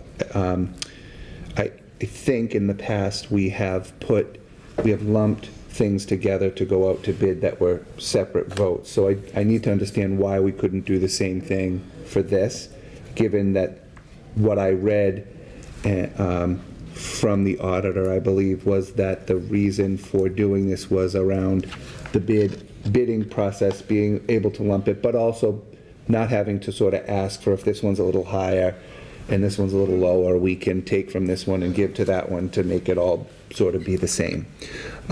Which I think that's one of the roles of the council, and so I feel very similar to you, and that's sort of all the comment I can offer now. And if you split them out for next, it's voted out of committee, so it's before the full council, is that right? Correct. So you could vote it out next week if you separated them, or do they have to go back to, so tell me what the procedure would be. If we partitioned the motion, it would return the procedure to its original procedure. What what the mayor asked the city auditor to do was to pull together the items for the school improvement into one Attleboro Public School fiscal year 17 capital improvement projects. So that money that was saved on one project could be slid over to another project that was more expensive. That's when the red light went off. That in a normal process, we have a school building commission. School Building Commission is a public meeting. People can attend the public meeting. They can see what's going on with the projects, understand the challenges or the blessings of the project, and see the financial impact. Additionally, when it goes to the School Building Commission, if there's a need for additional money or a change order or that is in excess of the maximum bid, it comes to the council and we publicly expose it, the fact that the project is above cost and that we're spending more money to get the project done. So if we petitioned it, it would go back to that system. And it would strip from the mayor and the auditor the advantage of having the speed of making that decision upstairs, talking together, rather than putting it into a mayor's communication, coming down to the council, going for a vote, waiting 24 hours, getting it signed, holding up the contractor. So there's merits to both sides. Right. And if you have additional comments, please jump in and raise your hand and I'll give you the floor. In my mind, while there is a spirit of efficiency coming with the Museum Modernization Act, and I see that in my job as an assessor, this one is a little bit beyond that. And so I'm inclined to vote against it in its current state. Yes, Councilor Cooper. So, thank you for that. I think that again, my question is there a way to put it in a form that I think what we're saying, and we're in agreement on, to be able to support each individual one, but still meet one of the goals of the auditor and or the mayor in being able to lump them together for bid. It doesn't satisfy everything that they want to do through this, the way that it was sent down or voted, but so how would we, and we do that all the time with appointments, and I just don't know, because it's money, can we do, pull out, separate, and we did it with signs and chicken coop, chickens, right, most recently. So we do pull out and separate things either at a councilor's request or because of some type of conflict or perceived conflict with a particular appointment or a vote one might make. So I think if we could get some clarity on what that would look like, I'm happy to support whatever you need to do to make that happen and get them separate. I will place a call to the auditor in between now and the next committee meeting. I'm going to hold the motion at the next full council meeting so that we can have this conversation in 2 weeks. I will talk to the auditor about partial clustering, and I want the public to understand that those projects are all right now funded. That there's nothing, none of this is going to stop any of those projects from happening as fast as they can happen. This is just an internal financial finessing, if you will, that has little to do with whether or not that boiler is going to get replaced or that air conditioner is going to be installed. It's all going to happen. The question is whether or not the efficiencies will ensure that it'll happen during the summer break before the kids go back to school or not. And that's a totally unpredictable thing. Thank you for the explanation. Do you have any comments, or do you want to hold off? No, my comments will be the same next week as they are, 2 weeks from now, as they are now, that I'm in full agreement with you. I think they should stay separated. Right. So I'm going to hold it next week, and at the committee meeting in 2 weeks, I'll report on how they may be clustered, maybe a new plan, and we'll take it from there, okay? And that completes the business that I have to bring before the committee this evening. I'll call for a motion to adjourn. Second. The motion is in order. All in favor? Aye. Well, I declare the Committee on Capital Improvement City Development adjourned today as well. Thank you. Cooper, you got a list of the order? No. I have against. Some of Public Works is, Okay. Fire chief. Yeah. One, two, three times, shoot. Oh, it's flip a coin. So how long do you think you'll be, Pete? Chief, how long do you think it'll take to address it? And Gary? Gary, is that okay? I think, It's gonna take about 2 hours, so. okay. I was looking at the least of two evils. if I could. All I will do, Less verbose. Right. I'll just take that one motion. Sure. Then I will take an adjournment That would be great. and then come back. That's How's not that? good. Thank you. Perfect. Jay, so I can strike the commerce. Yeah, no problem. Thank you. just make sure the recess and not an adjournment. No, the recess. A recess, okay, there you go. Make sure you use that terminology. Recess. I don't think they know. Yeah, the building commission, I wish, the problem is they don't know. Keith, you want to step up to the podium? Let me read the motion. I said, after you get through, I'll recess this committee. Come back to it at the end. Help everybody. Okay. I entertain a motion to approve the mayor's request to transfer $47,800 from account 1124100-578360, citywide reserve compensation, 53rd week, to account 1220100-585050, fire computer software, to add the fire module on the QED software utilized by the police department.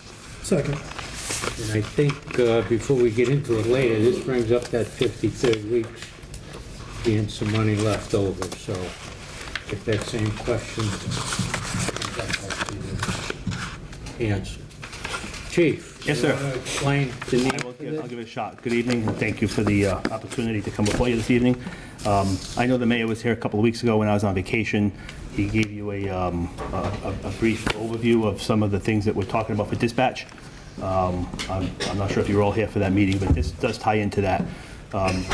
One of the things that we ran into is the state 911 department has upgraded the technology to something called NextGen. And NextGen 911 has a host of different abilities. They're not all live yet, but it's not an option for the city. The city has to use NextGen 911. So the way that the process has unfolded has been interesting, to say the least. This is something that they've been working on for a couple of years, and every time the state would be close to implementing it, we would get an update that would say, you know, it's not going to happen for 6 months or a year. And over the last few months, we started to get contact that would say, you know, it's happening in 2 weeks. And the last communication that I received from State 911, we're the secondary dispatch center, the police department is the primary. I received correspondence from State 911 that actually said, we're coming to the fire station today. A few weeks ago, 3 or 4 weeks ago, and they actually showed up to the fire station. They started looking at our equipment and coming up with their plan to update. So when we started to discuss that, one of the things that we found out was that the way we dispatch the fire department, and I'm not sure if you all know this, most of you do, but I'll explain it for anybody who might be watching. The police department is the primary dispatch, so the PSAP, primary public safety access point. All the 911 calls go into the police department. Then their dispatchers determine if it's a medical call, an EMS call, or if it's a fire call, they transfer that call to us. That's a kind of an obsolete model. It's not used in too many places in the Commonwealth anymore. Most places have gone to a combined dispatch or a regional model. But this is what we've been using for, you know, a couple hundred years or whatever it's been, so it's not that easy to change it. When the state decided that they were going to update the equipment, I don't get a choice.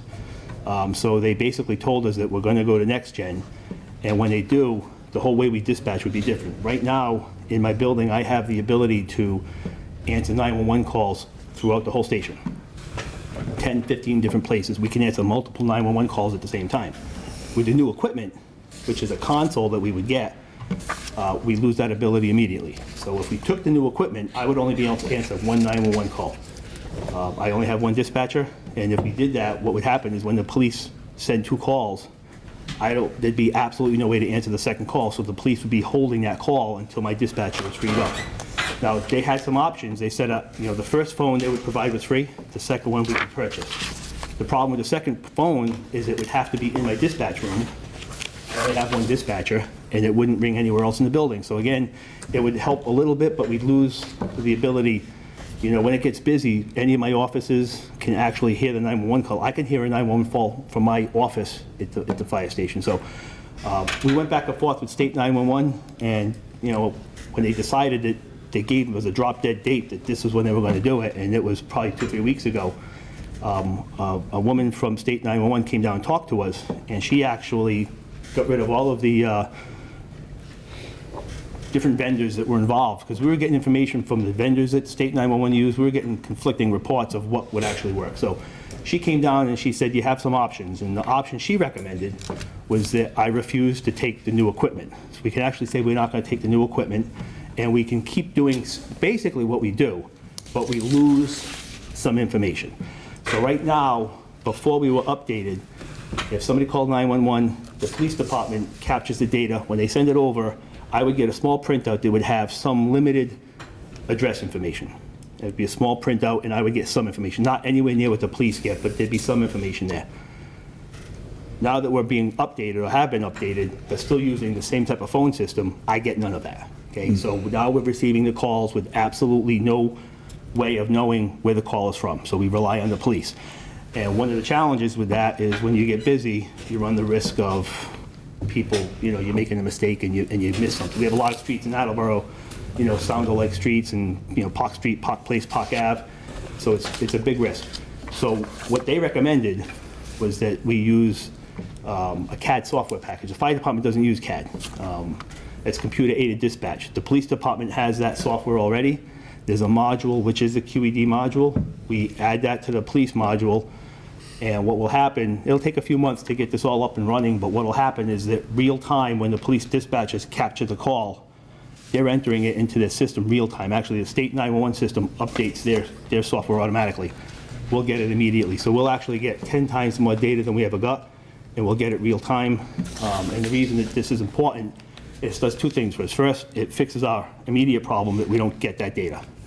But the more important part is that we've had some discussions for a couple of years about options for combining police and fire dispatch.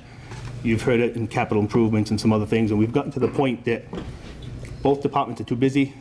This is something that is at the point it has to happen. I have one dispatcher, the police has 2 or 3, and I can tell you that with our call volume, this year we'll probably do 7,500 calls. When I first became chief 7 years ago, we were doing about 5,500 calls. So if that projection continues in 5 to 7 years, we'll be doing 10,000 calls. It's not uncommon if you drive by Sturdy to see 3 ambulances from Attleboro at the hospital at the same time. So we have multiple calls all the time at the same time. So in order to kind of plan for that, we're looking at the best model to try to combine police and fire, and we looked at a lot of places. I know the mayor talked about it a little bit. It looks like it'll probably be a South Attleboro fire station. What this software will let us do is the fire department dispatch will get used to the new software. We'll be able to do real-time information with police, including notes about calls and stuff that we'll see real-time. Then the next step will be, we'll start to, I'm going to move my dispatch, hopefully to South Attleboro. We have some issues, some bargaining, and some things we have to work out, but I don't anticipate a problem with it. We're going to move the secondary dispatch to South Attleboro Fire Station so that we can get that working and online. We'll still be using this new software. And then the third part will be combining police and fire dispatch at that facility where we've been using the same software and technology, but in 2 locations. And then hopefully when we put it in one spot, that this will put us in a good spot. And there's obviously some things we have to work out in terms of the staffing models and some of that. But you'll see when I come to the council for my budget that we have already put in the budget an extra dispatcher for the fire department. One of the problems that we have is, like I said, I have one dispatcher, and with our call volume, that's become a major problem, and we are hoping to switch to civilians. The initial stages will probably be one firefighter and one civilian. And again, this has to be bargained. I have talked to the union president, so they're aware of this, overall they're supportive of the idea. So, but you'll see that in my budget request that, the mayor and Barry have already, tentatively agreed to. So unless it gets cut, that'll be the first step. So that hopefully in July, we can start operating with 2 dispatchers. We'll have a civilian that we can train so that they know how we dispatch, and it very well could be a police civilian dispatcher that's already trained as a dispatcher. We'll just have to bring them up to speed on the fire stuff. And then hopefully, as we get ready to consolidate, we'll be using all civilians in that dispatch center. So the good thing about the software is that we need it anyway, even if we combine, or when we combine. So it's not like we're putting money, that's not like we're wasting any money. We need the software anyway. That cost is like $48,000. That's a one-time cost, and then the annual maintenance is $1,800. Which that's also in my budget for next year. So in a nutshell, that's it. I'm sure I'll be coming back at some point to try to go over the long-term plans for dispatch. There's a lot of moving parts, and I'll be going over it with Gary when we do the CIP. It'll make a lot more sense. I don't want to bore you with the details tonight, but if you have any questions about any of that, I'm more than happy to. I want to open this up to my committee. Any questions right now on the committee? Mr. Delicio? I'm also, Julie has one. Julie? Yes. Hi. Is there a model out there that's already working? Say again, I'm sorry. Is there another model out there that's already working? For combined? That you can get scripts from and protocols from? If you're talking about how we dispatch and protocols, Attleboro is a very unique city. That we're not like a big city, and we're not like a small town. So one of the problems we ran into when we were looking at regional models, and Chief Hegney and I and the mayor sat in on some regional conversations, and the problem was that most of those communities are very small communities, and they constantly rely on mutual aid for even a simple fire alarm or a small fire. We don't do that, so we call them running cards in the fire department. It defines what trucks we send to what calls. We're not unique. We're similar to Taunton. We're similar to Pawtucket, but we're not like anybody that really borders us. So what we would look at more than likely would be the models that are being used. Taunton is going to a combined police fire. Most cities our size are doing that. They're not doing regional for a city our size. It just doesn't really seem to be very effective. But you won't see too many that are doing it separately anymore. That's becoming, it's kind of not the best use of resources. If I have 2 dispatchers and the police have 3 and they're in separate buildings, it's hard to argue that 5 in one room isn't, even without having all the details. But we already have the protocols in place. One of the things we'll have to do with QED, and they'll do that for us, is they electronically put that in. So right now, when we get a call at the fire department, my dispatchers, we have a book. My dispatchers, unless it comes as a fire alarm into the municipal fire alarm system, we have to look up in a book. So we actually look up the street address, and then it has a list of what apparatus we send. The problem is that, we have a lot of new firefighters. We have a lot of, so they're basically inexperienced dispatchers. And when you already have trucks out on a call, you have to look through this list, and you have to remember, I'm sending engine 1, engine 2, engine whatever. With QED, it keeps track of who's out on the call already, and the system knows that I want 3 fire engines, a ladder truck, and the ambulance, and the deputy to go on this type of a call. The system knows who's available and who to send, so it definitely takes a lot of the potential human error out of the system. Wonderful. Well, I'd like to see it once it gets started. Yeah, we actually went up and we did a tour of Cambridge Dispatch a couple of years ago. Give me $10 million a year, and I can give you a very impressive dispatch. Yeah, but that's right. Yeah. That's what it's state of the art, and we would try to model it somewhat off of that. Obviously, toned down a little bit in price. Thank you. Thank you. Mr. Conti. Thank you. Since the system automates a lot of the function of a dispatcher, does that allow you to hire a lower cost dispatcher, or is that all mandated by union? Well, the dispatchers is a different union than the firefighters. So that's one of the things that we have to manage through collective bargaining, is the firefighters union has some dispatch language in it. So that's something we're looking at now. Civilian dispatchers are already unionized through the police, but it doesn't limit them to police functions. So we could use civilian dispatchers that were police employees that would actually be dispatching for the fire department. They'd probably be fire department employees at that point. We'd have to figure out, some of that stuff. But it is less expensive than a uniformed firefighter because they don't need all of the protective equipment, the fire academy, and there are, a lot of those other costs. Okay. This $50,000 module will be used going forward, even if the two departments are not combined? Correct. And the $50,000 module will not be obsoleted if the two departments do merge together? Absolutely not. We would need them both. And the module is going to be compliant with the next gen, or is the next gen out? This has nothing to do with next gen. All this is they call it computer-aided dispatch. What it does is when the 911 call comes in through their computer system, real time, it gets imported into the CAD system. I'd be lying if I said I knew how it happens. I just know that it happens real time once it gets put in. So the police already capture that real time. By us having a module for the fire department with the computer system in our stations, we'll capture it real time as soon as they capture it real time. So it's independent of the next gen 911. Got it. Thank you, Mr. Chairman. I'll entertain questions in writing before next week. I'd like to vote this out of committee tonight. If anybody has a question, if they get it to Ken, I will address it during the week. Is that all right? And if you have any questions for me, I'd be happy to answer them before that, You're the person I'm going to go to, probably. You know where I work, so you can find me. Yeah. No other comments or questions? Hearing none. All in favor? Aye. Aye. Motion passes. Move to recess. Second. Mr. Reagan. Oh, He seconded. it's going to go along. Would you like, all in favor? Aye. Thank you. All right. Thank you very much. Good night, Chief. Thank you.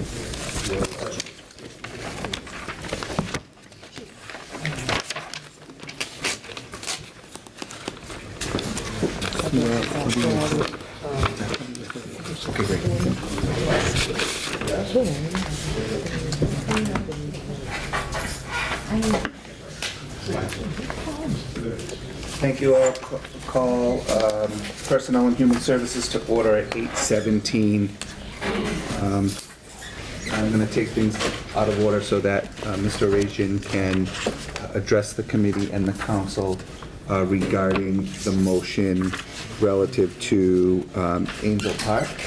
I'm going to read that motion first, and then Mr. Rajan to give us a brief overview of the project. Most of us, I think, are familiar with it. We've heard the Angel Park renovation story a couple of times through some grant requests that we made, and then we can ask considerations that we may have. So, from the docket of April 18th, 2017, I entertain a motion to approve the mayor's request to appropriate $298,000 from account 8455-599000 Stabilization Fund, other financing uses to account 3535499000 Angel Park renovations, other funding sources to rejuvenate Angel Park. Second. Thank you, President. He has no one. Mr. Rajan, if you would come to the podium and... Thank you, Mr. Cooper, members of the City Council.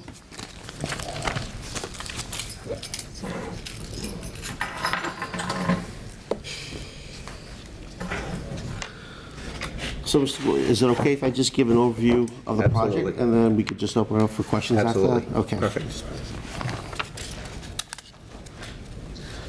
So as the council knows, we've applied 2 separate occasions for a park grant, PARC, with the Commonwealth, once in 2015, once in 2016, and unfortunately, and much to my surprise, we're really good at getting grants. I was really surprised we didn't get the grants this time. In 2015, the City Council actually went as far as appropriating the funds out of the stabilization account. We put in the budget was for $615,000. The city share was $215,000, and we had applied for $400,000. So the total project cost was $615,000, and as you know, because it is a reimbursement grant, the municipality has to vote the funds, put it up. As we draw down the project, we send in the reimbursements, and the city gets its money back at the $400,000, but our allocation would have been $215,000. despite the fact that we were unsuccessful in getting the grant twice, the need nonetheless continues to exist. If you recall, in 2015 actually, I like to think we did a phenomenal job with the resurrection of the Briggs Playground on School Street. We got a $250,000 grant. The city put up the balance, and I think we did such a phenomenal job in really turning that playground around. Prior to that, if you recall, going back a little further, we actually did a renovation to the Fred Briggs pool. So by renovating the playground, I think that really complements the overall, that entire block. For those residents, low to moderate income in that neighborhood. And I believe the same exists for Angel Park. You know, it's approximately half an acre. It's elongated. I've been there several times. I can't believe that over time that's actually the quality of that playground has diminished. There's sand.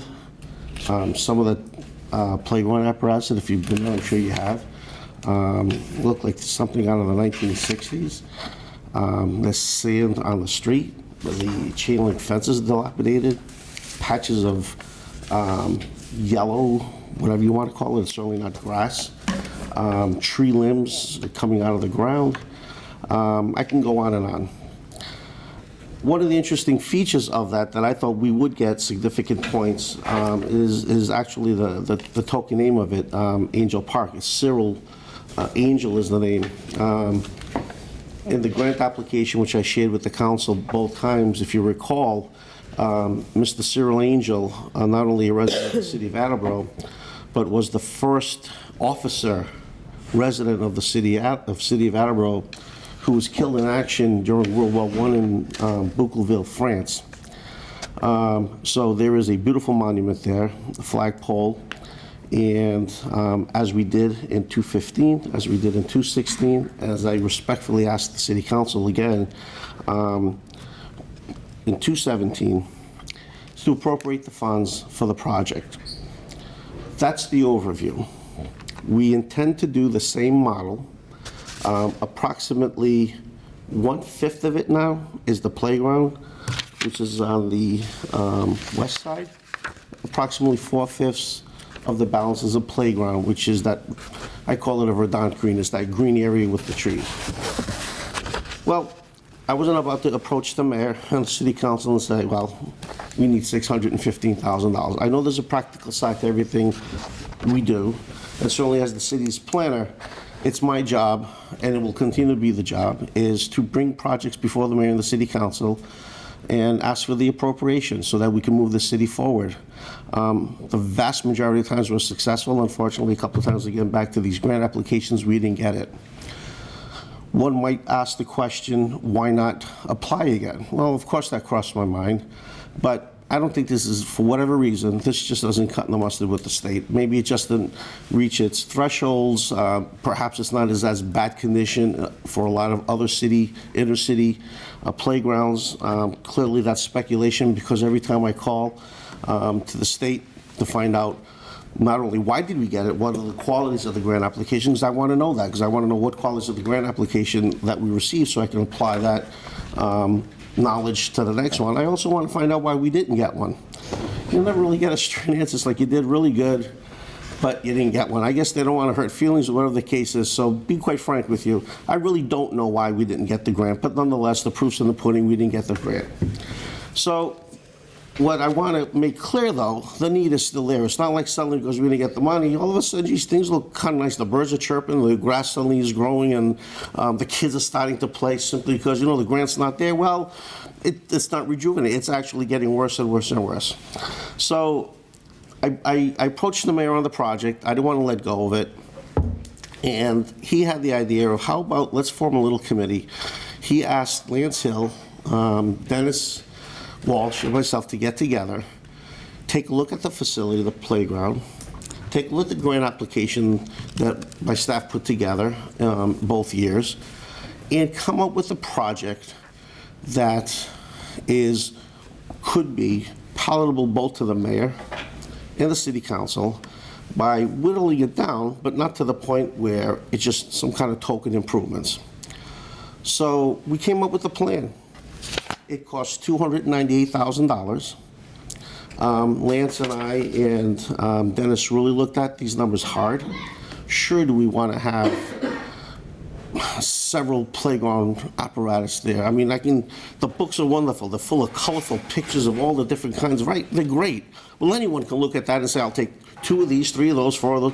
But, you know, as the chief said, the Cambridge model is $10 million. Give me $10 million and my God, we could build a Taj Mahal, right? But anyone can do that.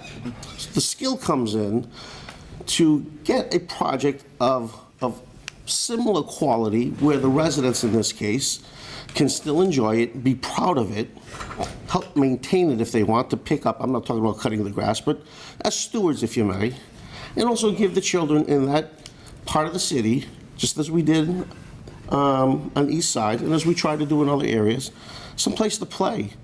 You know, so you could walk to it. You know, we're building the TOD, and what's the core of the TOD? Less reliance on the vehicle. Well, that resonates. That's part of the smart growth initiatives from past governors right through the current governor. Why not have someplace the kids can walk to instead of, you know, getting in the car and driving someplace? Not to say that because you live there, you have to go there, but it's still an alternative. So we looked at the project, we dissected it, we broke it apart, and then we built it back up from the ground, and we came up with the cost of $298,000. And interestingly, as I looked at the $298,000 cost, I compared it to what the city of Attleboro would have matched the grant with. So the grant that for the 2015 grant that we applied for, the city's match was $215,000. The scope that we came up with, 3 of us, that the mayor agreed with, and hence he sent it down, is $298,000.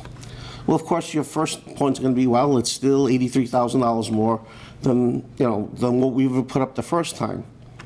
So as I kept looking at the forensics, what I also noticed is sidewalks would not have been an eligible line item with the state under this park program.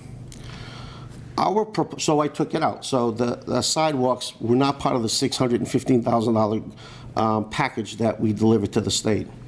It is part of this, because it's the city of Attleboro. We get to spend the funds as we deem fit through the mayor and your consent. So of the $298,000 price tag that the 3 of us came up with, 95 of that is for a sidewalk around the entire perimeter of Angel Park. So the actual asset for the park, for the rejuvenation of the lawn, the trees, the landscaping, the irrigation, the playground apparatus, the fencing and all that, which we whittled down again, it's not the same version as before, but still a quality product, is really $203,000. So if we're comparing apples to apples, we applied for funds that we would have put up ourselves for $215,000 in 2015. We would only be doing $203,000. Would we have done sidewalks in 2015? Absolutely we were. But the reason why it wasn't part of the grant application is I knew it wasn't grant eligible. So in fact, when I first did the grant, I included it so the state gets a full picture of what we were going to invest. They actually called back and said, Gary, take the sidewalk out. I'm like, well, no, we're going to put sidewalk there. Gary, take the sidewalk out. I finally got it. Just take it out. So I took it out. So the bottom line cost was $615,000. So for all just recreation and playground. The current project cost before the city council is $298,000, of which $203,000 is all related to the playground and the park. The sidewalk for $95,000 would be for the perimeter. So is the sidewalk part of this project? Absolutely is. But just to boil it down to its basic apples to apples, what we would have put up, which the council actually voted in 2015, was to match the $400,000 with $215,000. We've got that number down to $203,000. So if we look at the $203,000, as I looked at the material that Lance brought to the table, the material that I brought to the table, the information I should say, and Dennis, we think, the mayor thinks, and we hope you think, that we're going to get a quality product to rejuvenate the park, Angel Park, for $203,000, and that it would also then, part of it would be the sidewalk that we'd like to install for safety purposes around the entire perimeter, and hence the $298,000. I requested of the mayor, and I typically don't, but, he said that it would come out of the stabilization account. As you know, that's been growing year after year, as he sweeps the funds into those at the end of the year, whether it's from free cash or other sources.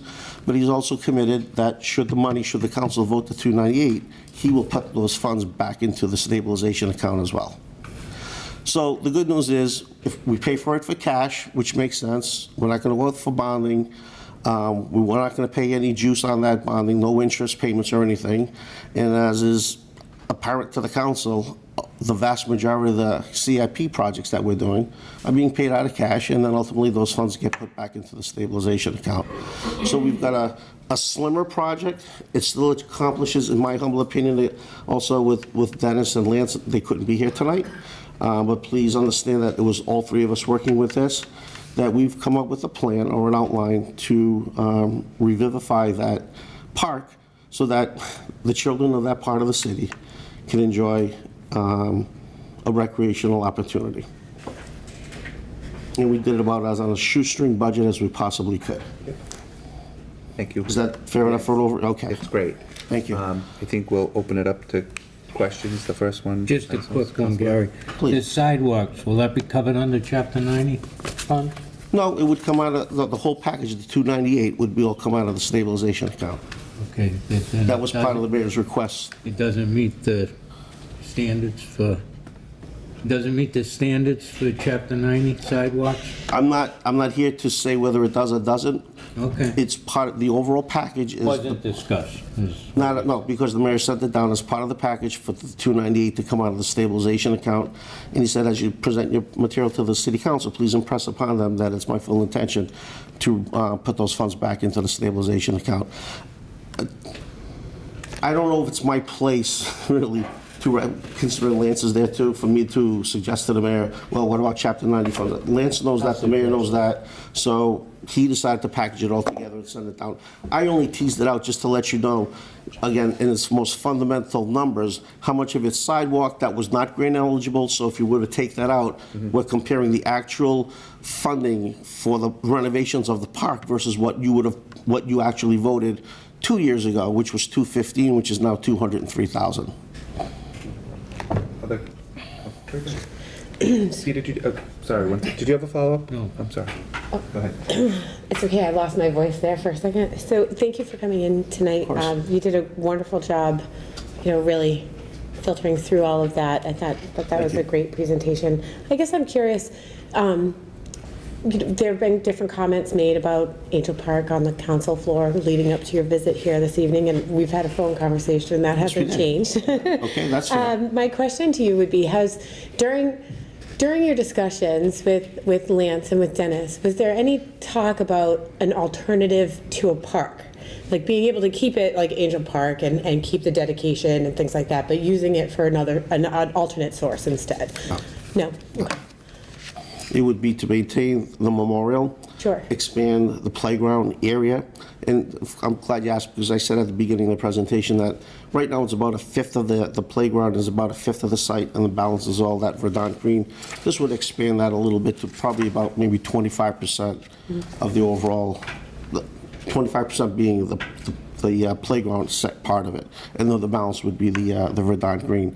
But no, we didn't. It was just about what's there now and how can we just rejuvenate the entire site, not to change the use of that in any way. Thank you. Councilor Conti, did I see your hand? I thought I saw you. My thought, did you see smoke Okay, sure. coming up? So I have a couple comments and then I'll come back if you want to continue to think that through. Anybody else? So I did hear from a member of the Angel family who told me that she was friendly with the Hegney family and that there was a connection between the Angel family and the Roger Williams family, and that the street, Angel Street in Providence, is also named after the same Angel, Cyril Angel. So there is a big connection to the city. One of the pieces of feedback I received from a member of the community was, I was sick and then on vacation, and I got a text with a snapshot from Facebook, and if it's on Facebook, it must be true, right? So there's no fake news there. So I got a text of an image from Facebook of the. Is that a real thing, or are you That's like what I call joking about Facebook. Because nobody puts the truth on Facebook. It's all fake. All right. It's fake news, right? So what I got from that was how come, and I'm going to present the same question to you, how come the Hyman Fine PTO can redo the Hyman Fine playground for what they thought was 60-ish thousand, and the city of Attleboro doing Angel Park is 298,000. And I get the sidewalk thing, so we don't have to go down that road. That's was a great explanation to make up a $100,000 difference. But how did we get from, and I know Studley did recently, both of my boys, as you know, go there, did a playground renovation that was nowhere near 203,000, I don't think. I don't have the numbers. I can get them. I'll reach out to the PTOs to get those numbers, and I think that the community at large and the kids and the families that go to the elementary schools that recently had playground renovations are quite happy with sort of the apparatus and what's there. So I did get a couple of people asking very similar themed questions, but that one was a very real-time sort of, that came out as we were sort of appropriating 200. It was the night of the meeting when someone mentioned, we have business of 298,000. That same night, as I was listening, driving to Florida, listening to the council debate, I also got the text. I didn't text and drive, but I looked at it when I got to North Carolina, and I thought, geez, I don't know the answer to that question. But, I was listening to the YouTube. What a meeting to listen to while driving. Road rage situation. So I want to sort of get that out there, Gary. If you could really explain to the community how you evaluated what was important to include for equipment there, why you picked certain equipment versus others, why and from what I'm hearing from Councilor Parika's comment, that why it couldn't be, the memorial couldn't be cleaned up. Should it be just green space with picnic tables or something? Is there an opportunity for doing something different that doesn't cost us as much money but achieves the same thing about beautification of that park? So there are a lot of questions. Let me see if I can answer them in the order that you asked them. So first of all, you're asking, where did we come, if we take the sidewalk out of it, so then now we're comparing just park and park.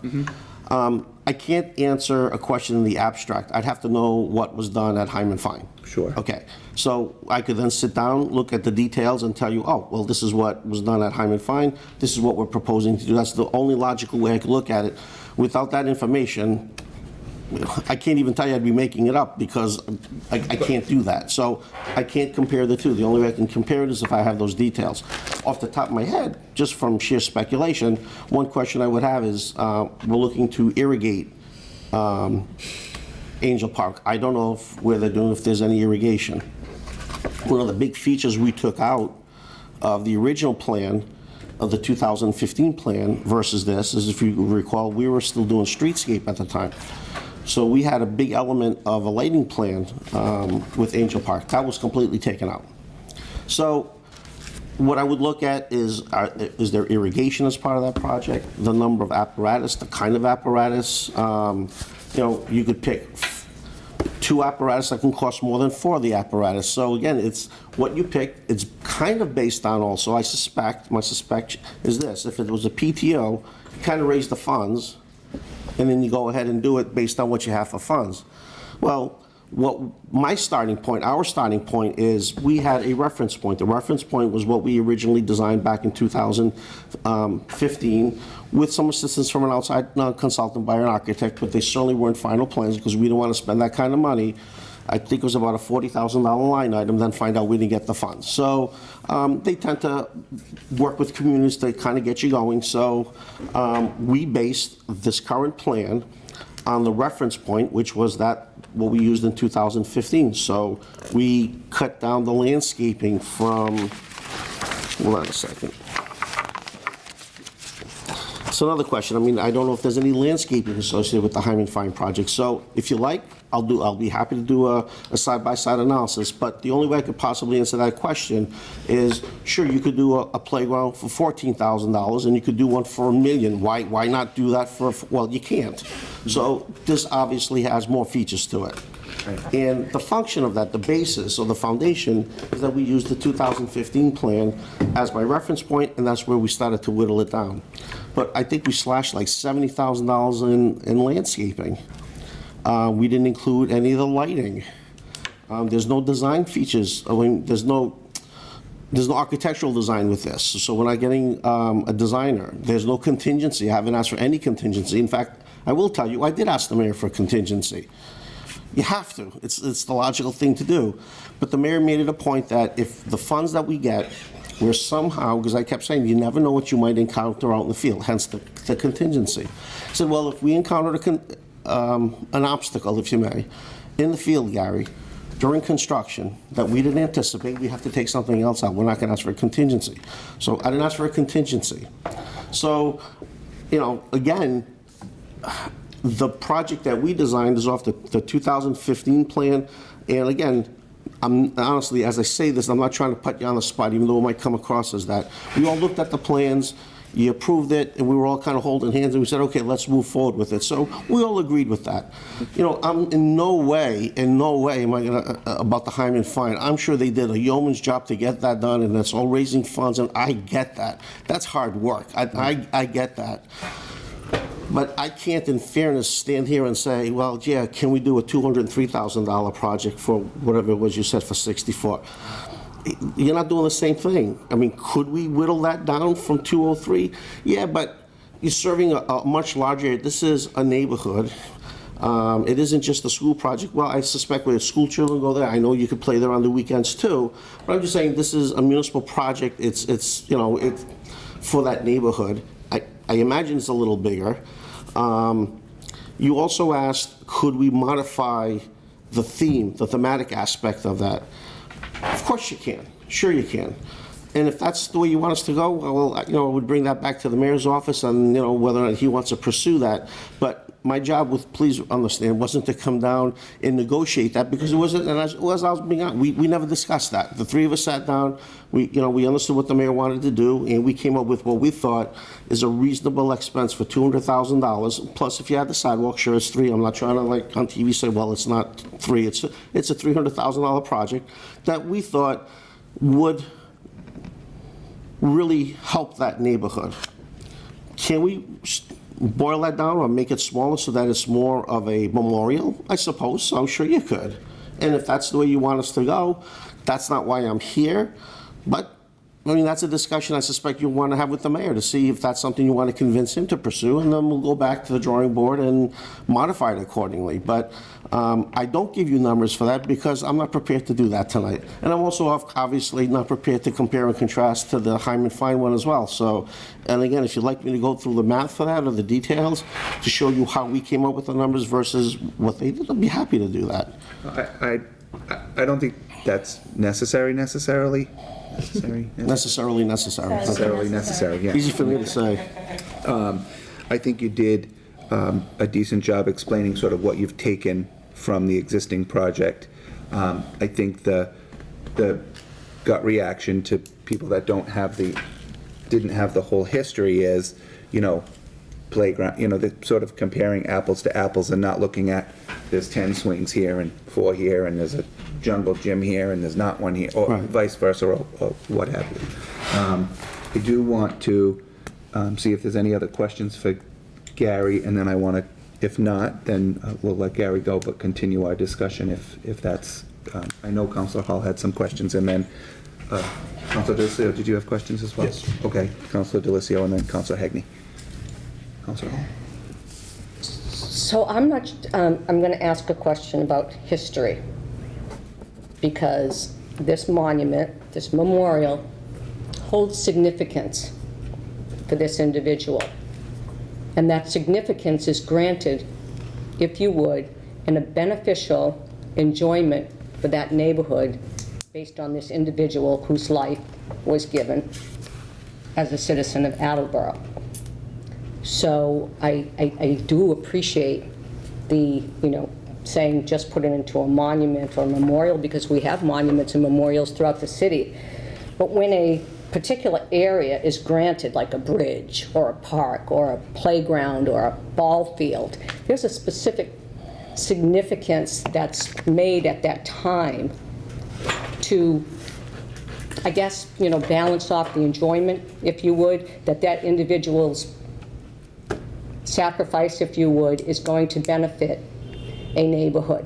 And I think that's what I'm trying to figure out historically, is why that was named Angel Park and why it was named after this individual, so that I could sort of in my mind make a point, if you would, or make an argument, if you would, that they need to be connected. They being what again? They being the park and the monument, and not be pulled apart, because that's part of the reason historically that this park was named and this park was created, was in a memorial for this particular individual. And again, sometimes the memorials and the ball fields and so forth are specifically for the enjoyment of that neighborhood, based on a life that was given, if you would. So I guess I'm I'm wondering is what that the a question, or is that? Is that the history of this, or was it just like we're going to put a memorial here and then we're going to build the park around it, or were they built together in terms of? Well, certainly the city council dedicated that as a park. So the city council, I think it was 1925 or 1927 when it was dedicated. But the extent of my historic research on it was to understand who Mr. Angel is. Or Mr. Angel was, and I suspect his legacy still lives there, so I can understand what you're saying. It's not just a memorial that you drive by or go on any particular event, but that as children play there and as adults recreate, that you kind of take that in as like a legacy there. I didn't get into the council minutes to debate, or any kind of a debate that might have been. I don't know how long it was playing. I don't know if it started, if it was 1927. I didn't go back to 1924 or 1925 to track the discussion on the floor as to the weight or the gravity to name a park or a memorial after Mr. Angel. Again, the extent of my history was I want to understand who he was and why did we name the park after him. And, it just, when you think about it, you just get goosebumps when you're thinking as a young kid out in the battlefields of France is dropping, and he was a resident of the city, the first officer. So if you look at the grant application, that just pops right out. I just wanted to make that point very clear that, it's okay if it's a random park. It is what it is, but that there's some significant connection with the city of Attleboro. So that was the extent of my research. I didn't really get into the details of the council debates, if any, why, like who brought that forward, and why that person brought it forward, one of your colleagues, and how long that debate. I didn't get into any of that. To be honest with you, I didn't think it was necessary to spend that much time in my research. Once I understood the background of this, I just moved forward with the application. Thank you. You're welcome. I think just to piggyback on that, Councilor Hall, I heard from a member of the Angel family that still lives in Attleboro that was speaking in favor of anything to improve the aesthetics of the park. And again, I'm going to put some emphasis on anything. So they were in favor of doing something needed to be done. And I have her number, and she was willing to come here, and I'm willing to hold this, to have her come speak to us. I told her that I didn't necessarily think that was necessary, that I could probably articulate her desire to have something done at that park to the council. But again, I have the other individuals saying the price tag seems high, and does it warrant sort of this type of expense at this time to renovate the park? Are there other things we could do? And Gary, has already articulated that he's not here to really talk about what's before us today. Thank you for that insight. Thank you. No, thank you. Mr. Cooper, if I may ask a question of you, if that's fair? Sure. So when you say the constituent said that it seems high, I'd like to, like, relative to what? Well, relative. I mean, it can't be in absolute terms, so relative to what? Yeah, and I think it's not, we're not comparing, like you said, apples to apples when you compare the other projects at Hyman Fine and Willett and Studley that were recent to well-known public things that were parks, recreation places for kids to play that were renovated. One of the things this person mentioned is that we don't have, but I think we have over at Briggs, is a nice park with, a small swing set and some, picnic tables with an area, still maybe irrigate it, maybe not, but get rid of the obsolete equipment and the sand and put an open space, green tables, and clean the monument up. And is that sort of the new Angel Park? I don't know, and I don't think we're here to talk about that, but I think that's what a few people reached out to me as potential sort of solutions to The other thing you run into, as you know, is procurement and prevailing wage. I mean, that's just part of our life. Right. So it's a city project. Mm-hmm. No matter how you slice it, as you know, a lot of community development block grant funds, when we should do facades, when we should get quotes, that prevailing wage just really skyrocketed. Again, I'm not trying to raise the sticker price on this, but, again, comparing it to the price you gave me for the Hyman Fine project, I don't know if they're that far off. I mean, like I said, we've got an irrigation system. Well, what's the alternative to that? Take the manpower and hoses and have Dennis's department run hoses there and, hose that down. So part of the design also, and this is something that's part of every project we've worked on similar to this, is trying to make it so that it's about as least amount of manpower maintenance necessary. So for example, when we do the park benches, we don't put it on lawn. It looks more beautiful on the lawn, but we put out a concrete pad and bolt it down so that, they don't have to get on, those that are gonna do the lawn to get down on hands and knees with little snippers and everything like that. You just go around the bench. The irrigation system too, over time, it pays for itself eventually because you're not spending all that manpower hosing it. So again, I just want you to know, and I know you know this, but I think because you said let's tell, all those thoughts go into these as we develop these. So it's not like I sit there and I go, yeah, just go to the council, ask for $1 million.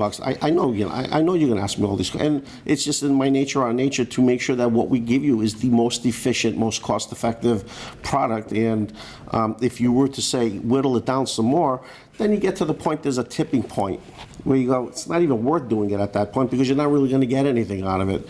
So then it raises the question, do you change the paradigm? Again, I'm in no position right now to answer that question. And I know you know that, but just continue the thought process to that end, so. Jay? Yeah, thank you.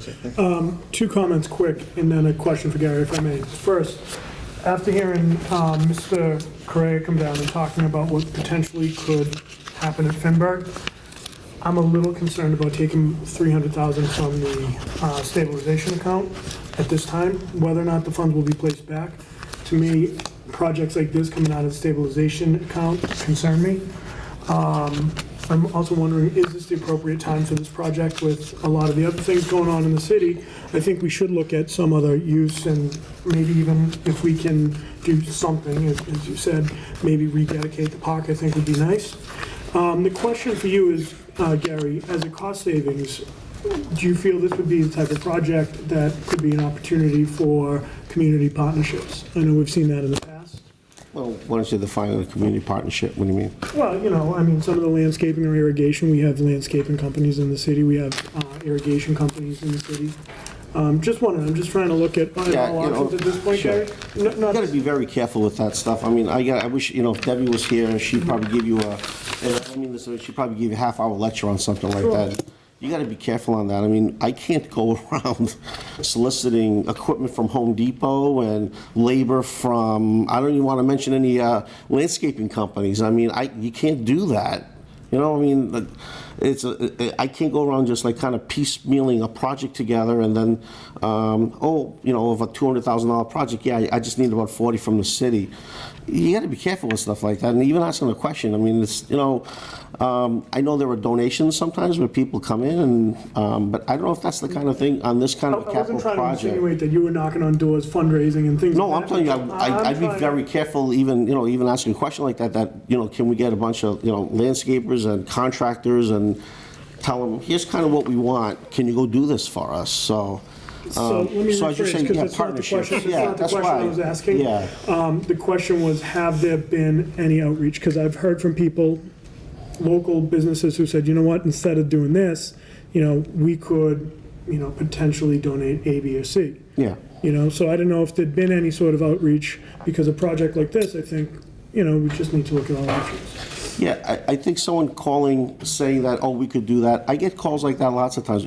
You just can't do it that way. It doesn't, I mean, just procurement alone, without going into the intricacies of Mass General Laws, Chapter 30B, you can't, I can't administer my activities based on saying, someone calling me and say, Gary, I could just donate that, or Gary, I could just donate this, or Gary, you could just...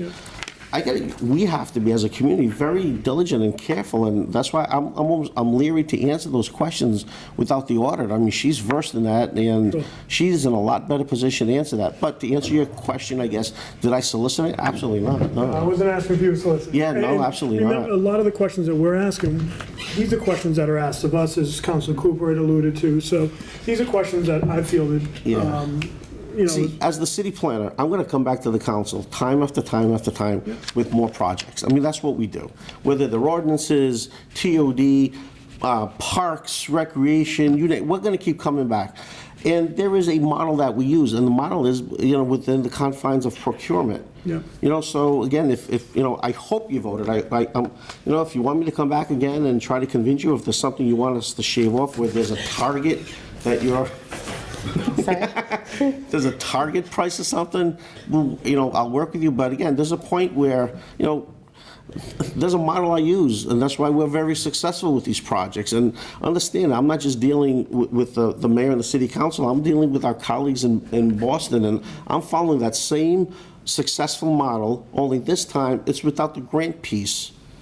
It's without the grant piece. I see the writing on the wall, and again, I don't want to waste my time filing for it, coming down to the city council, asking you to appropriate the funds, because some council I know, they said, well, maybe it was part of a grant, then you're gonna have to put that whole big nut aside for like 600, let's say, because there's a grant, gives everybody a warm, cozy feeling, then put it there, and I know filing for the grant application, for the third time, they're gonna go, dude, you kind of got the point where this just isn't meeting our threshold, so there's nothing wrong with the project, City of Attleboro or Gary or whatever the case is. It's just not it's not competitive enough. So I kind of see that. It's a smaller project. I don't think it's in the kind of demise that Briggs was in. I think it's more of a state of incipient decline. I mean, it's getting there. At some point, we're going to have to revisit this. I think we're kind of there now. Maybe we could stretch this out a little more, but Councilor Dillis, I follow my model, and again, it's been quite successful, and maybe those are kinds of questions, maybe at another forum, just generally for the city, that you may want to ask the auditor, or maybe, we have some department heads here, is how much of a project can you go solicit? And I don't want to stray into that water right now. Try to help clarify, to move on from it. What I think Councilor Delissio is asking, and correct me if I'm wrong, Councilor, is that we, as a city, have come together and demonstrated numerous times opportunities for volunteers to come together to build things like the concession stand. Yes. The concession stand at Ponce and Hewitt. PTOs have given money to build playgrounds. Veterans Memorial Park. Veterans Park, the animal shelter. Lots of community involvement in things that the community thought or felt was important to them to continue certain legacies, if you will. And stop me when I've gone wrong. And I think the question from Councilor Delissio to you was that considered? And I think your short answer was no. No, I didn't. No, I did not. And Gary, by no means was I trying to insult you or... No, I didn't take it as an insult. No, yeah. your plans and the way you handle things, without doubt. And so I just want to make sure that you knew where I was coming from. Absolutely. I have such a phenomenal working relationship and respect for the auditor that there are just certain things, we're very careful, and, even if I have a question where I'm kind of sure on something, I'll still go run it up, whether it's Liz or Debbie, and just want to make sure, so I just... I think we all do that. Okay, yeah, well, and for good reason, and she's very good at what she does. So, Thank you. Council Hagman. Thank you. Thank you. Gary, first of all, I have a bunch of things going on in my head right now. But I want pertinent information. I do think what Councilor Delicio said and Councilor Cooper said is pertinent, and I have to actually disagree with you. For this forum, we are asking these questions. And from what I'm looking at, this is I'm getting questions from my constituents. They saw something in the newspaper, an article. And first of all, one of the questions is, well, Finberg Field is right down the street, too. We also have a Finberg Field right down the street. And with irrigation, some of the other things you're talking about, we've had a hard water year. We're talking about water bills, water, irrigation. There's so much that's going under this umbrella that I know you said we started at a spring point and a point off. Maybe we cut back, like you said, and start from zero, not at 205 or 200 or 150. And obviously, I'm stating the obvious, we're the council. We're not the administration. That's you, the department head, the city planner, and as I always respect you. I know you do. But I'm not always kumbaya moments. And that's up to you and the administration to decide, but we will decide the allocation of the money. And I cannot allocate until, now I'm hearing more about the irrigation, this and that. I had an Eagle Scout come and clean up Tilderby Stone and paint a rock, try to make it for beautification. I fight for paint for the Tracy Bridge over between Tiffany and Giusti, and no diminish against the Angel family.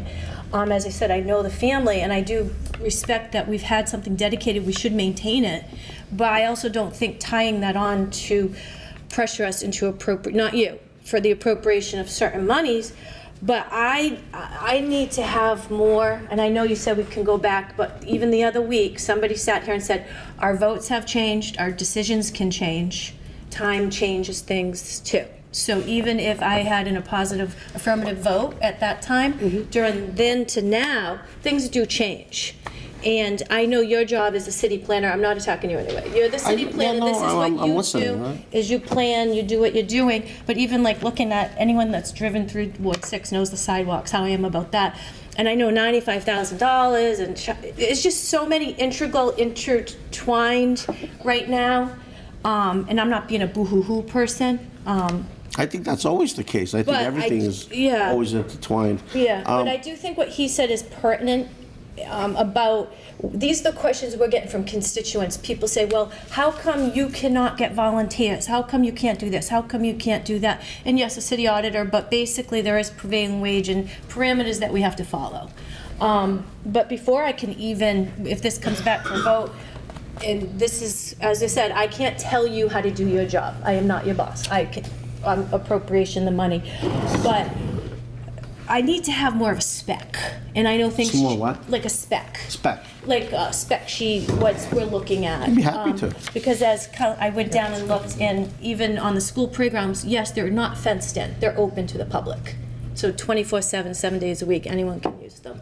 But Well, the reason why this would be fenced, because it's open on all sides, and you don't want kids just running right out onto the street. No, you said something about utilizing school playgrounds, but they are utilized. Yeah, not just but I said during that probably school utilized on weekends They too, are. sure, not just, I understand. Yeah, they I are. know. So I'm with my that's- daughter on the weekends. Yeah, so that's my only thing is these are the questions I'm getting from constituents and residents. And as a Yeah. counselor, these are questions I have to ask. Of course you do, that's your job, and I will always try to answer them, and if you're looking for specs, absolutely, so these weren't just numbers, Yeah. $35,000 Yeah, I for would, equipment. 'cause No, we've actually spec'd all that out. Yeah, my buddy actually builds playgrounds, so he's been giving me some back and forth of what's going on. Yeah. So I would, thank you. Sure, for irrigation, we would certainly look for a well. I wasn't saying we're gonna just tap into the municipal Yeah. system.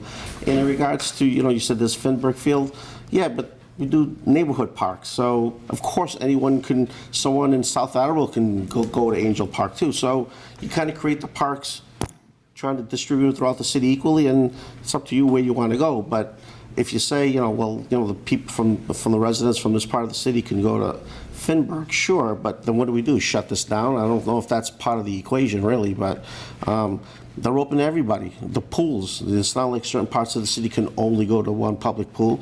They're open for everybody. So sure is Finburg Field not too far? Yeah, but No, that's from a constituent. Yeah. So, Thank you.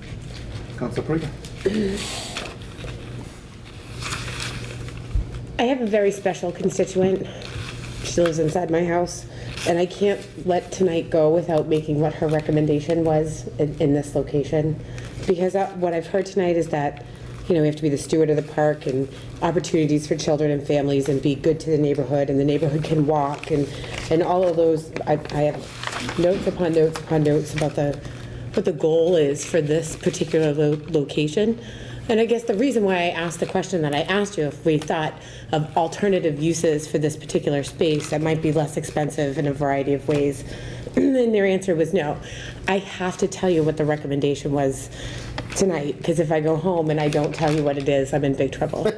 So, there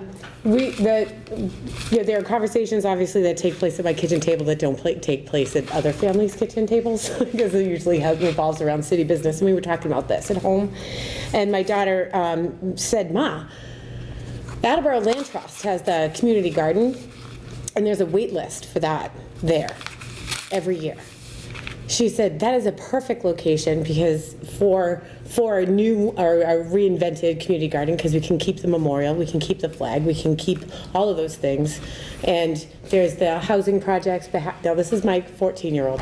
There are housing projects in the back that don't have the ability to grow. That there are a variety of other homes, especially in that area, that would be able to utilize something like that. Someone's car alarm is going off out there.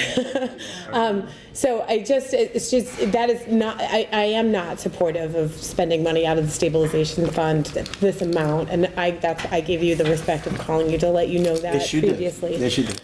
But I wouldn't want, I can't go home and not let her know that I let you know that, and then on top of all of that, there was comments made like, what if we do something else?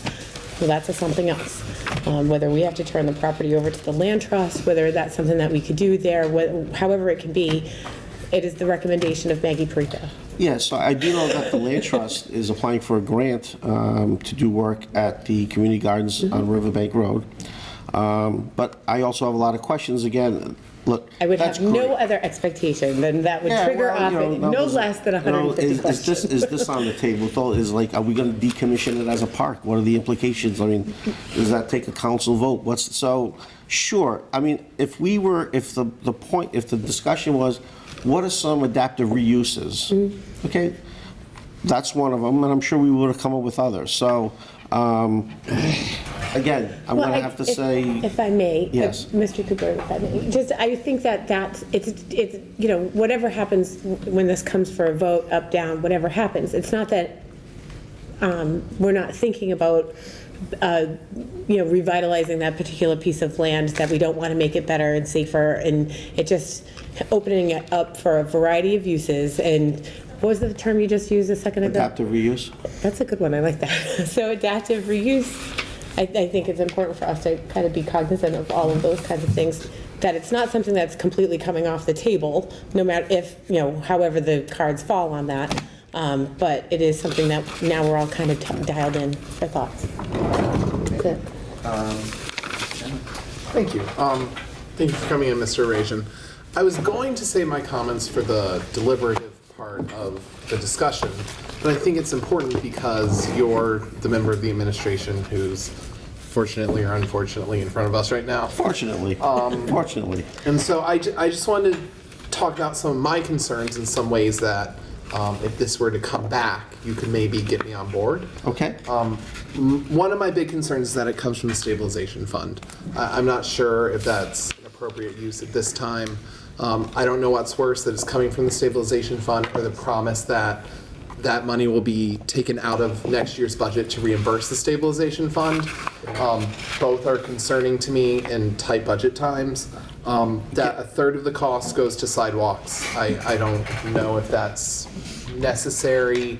I would really scrutinize that. Irrigation is certainly a concern. You know, Gary, I call you the king of grants, and you are. You get so many grants. And I think something that you said, which we should all take to heart, is there's probably a reason the state did not give us this grant 2 years in a row. Now, 2 years ago, I voted to appropriate $200,000. And with that $200,000 appropriation, we were getting $600,000 of improvements. We're in different financial times, and now if I vote to appropriate $300,000, we don't get $700,000 in improvements. We just get the $300,000, except that $100,000 of it is going to go to sidewalks, and a good portion of it's going to go to irrigation. So if we're I never said a talking good about, portion would be, I just said that irrigation was part of the equation. and irrigation's more than a $20 experiment, right? So it would be a portion of the cost. So these are some concerns I have. You did successfully get park grants for Briggs, and you get grants all the time. So when you said the writing was on the wall from the state, I think maybe the writing's on the wall. Maybe it could be a commemorative location where we honor Mr. Angel and his sacrifice for the city. Maybe it's not the right location for a $300,000 stabilization funded improvement. And so I know I just gave you a bunch of concerns, but if slowly, one at a time, you could tick off, I will, this concern's addressed, this concern's addressed, this concern's addressed. You come back in a year or in 2 years, that would be how you could get my support. But it's just a very challenging project during these financial times. And there's no question in there, but I thought as the representative from the administration, well, okay. you should hear that from me. If we take these in the order you said, that you don't like the idea that it's from stabilization, I thought that's actually a selling point, that it's paid cash, and that at the end of the year, whether after this free cash is certified in October and other revenue sources, that's where the mayor gets the money from. He doesn't put money in the stabilization account from the budget. It's from other alternative sources. It could be a supplemental cherry sheet. It could be free cash certified if there was anything there. Could be an allocation from extra lottery funds, but that's where that would come from. So I thought to come and tell the city council that conceivably we could do a project without bonding for it, so you're not paying any interest on it, you're paying for it cash, as we've done with a lot of other capital improvements, and if I erred, then I'll be the one that I thought that that's actually a good idea, that would be a selling price, but I get it. You don't think so, and I'm not about to try to debate you and change it. I got it. You don't think it's a good idea. Fair enough. Okay. Any, Councilor Khan? I know you've been waiting. Gary, See, when I said 2 hours, you all laughed. Yeah. We're only 1 hour into this, so. So Gary, there's two problems that I have, two issues with this whole thing. One is the stabilization funds at $3.1 million. We're told that's the highest amount that's been in the history. It's far less than the 7% that it should be, and the 20% that's recommended by some of the financial advisory houses like Moody's and Standard & Poor's. I think it's 3.6. Fine, 3.6, but we just took out $496,000 for a bunch of school projects. Okay. Right. So, stabilization fund, in my opinion, isn't where it belongs. Number two, there's an elephant in the room. There's a $200,000 Attleboro High School coming down the pike that's going to call for an override, and everybody in the city is nervous about that. And then it's budget time. It's a triple whammy. So, in my seat, it's a triple whammy. That this is just not the right time to be talking about Angel Park. Fair enough. Okay. Sorry. And that concludes my comments, Mr. Chairman. I'm sorry, I'm going to make you repeat your third whammy, because I could only... The third whammy was a $200 million override.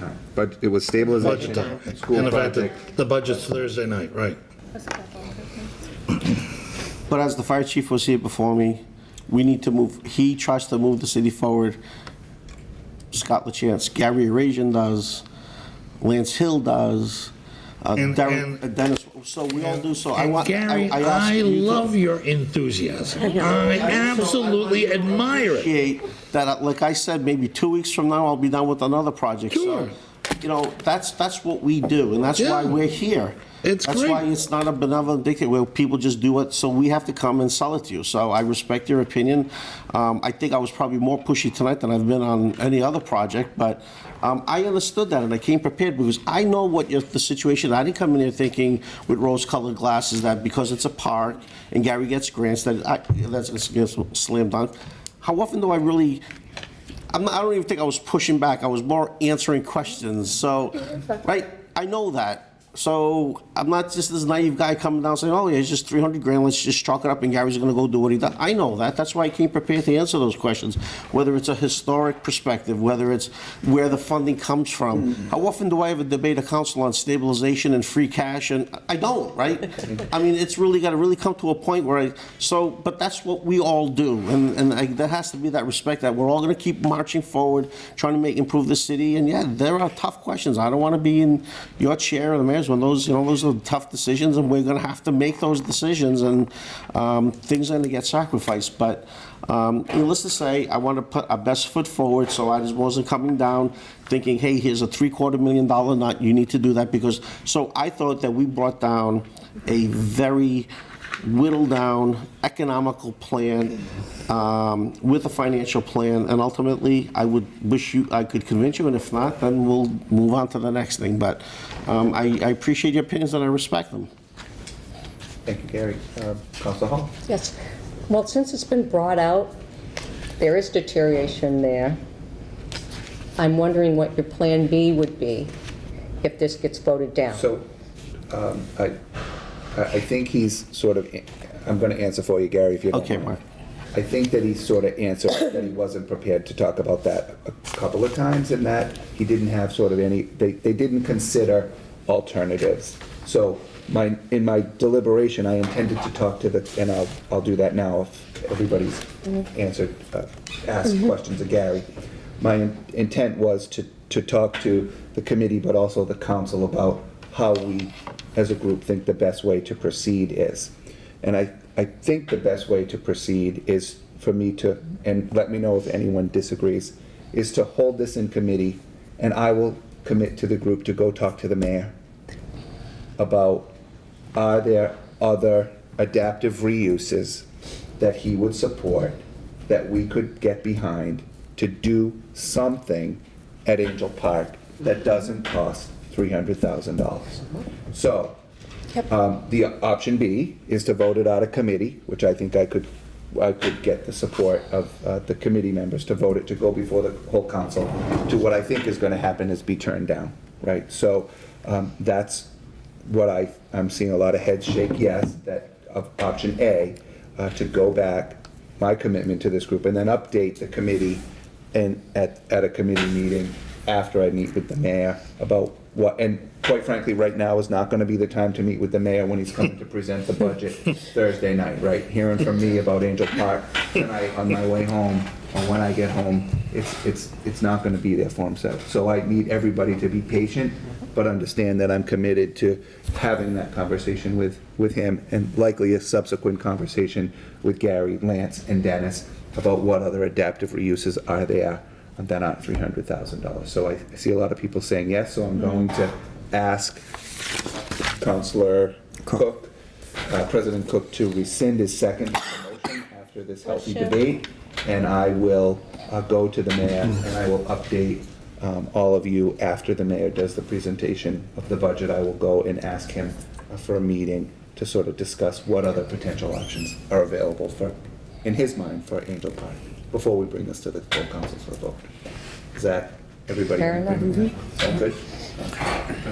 No, I was just going to say, I was going to suggest that, since you're going to keep it in committee anyways, probably that I was going to withdraw. I only seconded so we'd have the discussion, so I will withdraw the second so that you can get the additional information.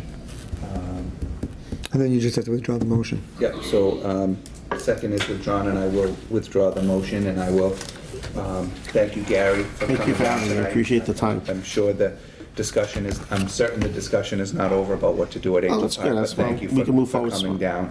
My pleasure. Thank you all for your Spending time. the time, and I'm sorry it took us It's okay, no until 8 worries. o'clock to get here. All right, till I'm next gonna, time. Councilor Blair, if you don't mind, I'll just continue. I have a couple of other Go ahead, be things. my and guest. Thank you. nobody else here, so I'll just keep going. Thanks again, Gary. Good night. From the docket of May 2nd, 2017, I entertain a motion to approve the mayor's request to approve a 36-month transportation service agreement with H&L Bloom with 2 one-year renewals at the sole option of the school committee. Second. Thank you, Councilor Blair. So we did receive a memo from Mr. Furtado. We've all read it. H.L. Bloom is our current contractor for buses, and there's been a lot of noise about bus things, and these generally happen in September.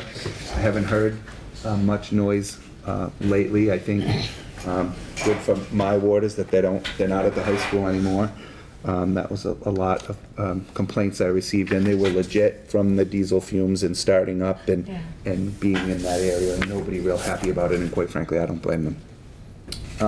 The current rate is $328. I wish it was $228. $328 per day for the bus. It's going up to $340.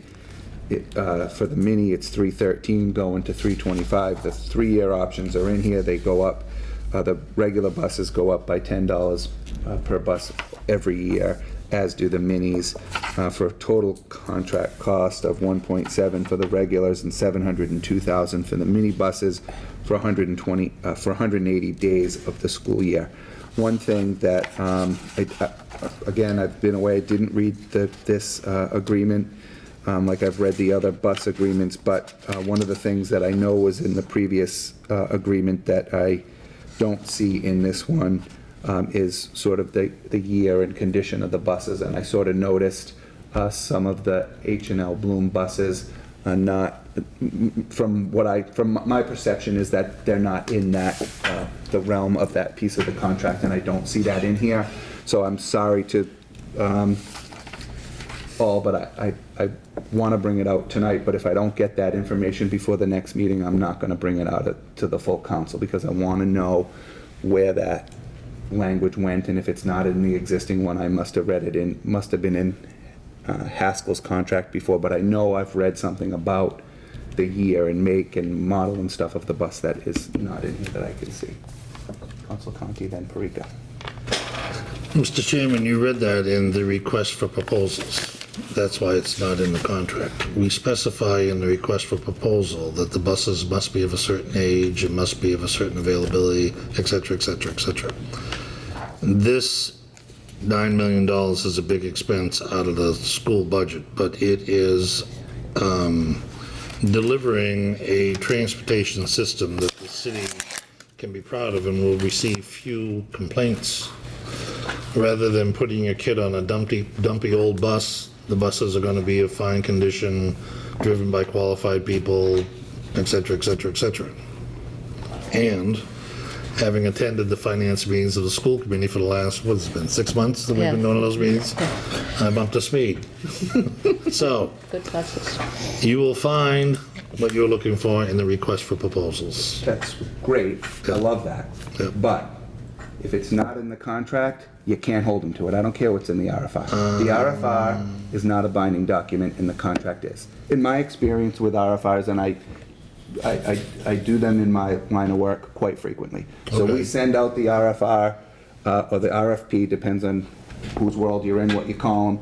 But when you send them out, those are the elements of the contract. Those are the service line agreements that you're making with the entity, and for those service line agreements that you put in the RFR should be within the contract. Otherwise, you can't hold them to the pieces that you're trying to hold them to through the RFR process. So while I agree it might have been in there, I'm concerned that it's not in the contract, where I thought I've read that before, and I remember having a conversation with a former school committee member who was a hornet about the year, make, and model of buses, and I don't see that here. So I will reach out to Mr. Furtado and find out where that is, and was that in the existing contract, and if it wasn't, then we missed it, and we'll do it next time. But I'm going to point out that my Can we perception. change that contract?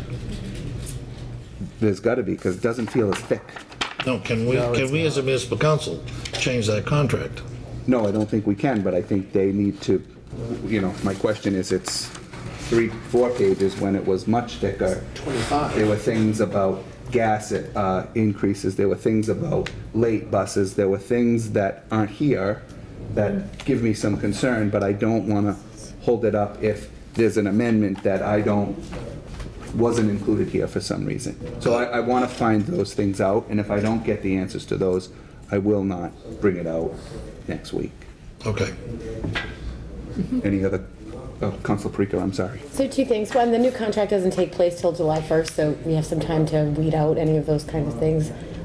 Secondly, normally I would have to recuse myself from this discussion, or in previous years I've had to do that, but I'm no longer an employee of Bloom.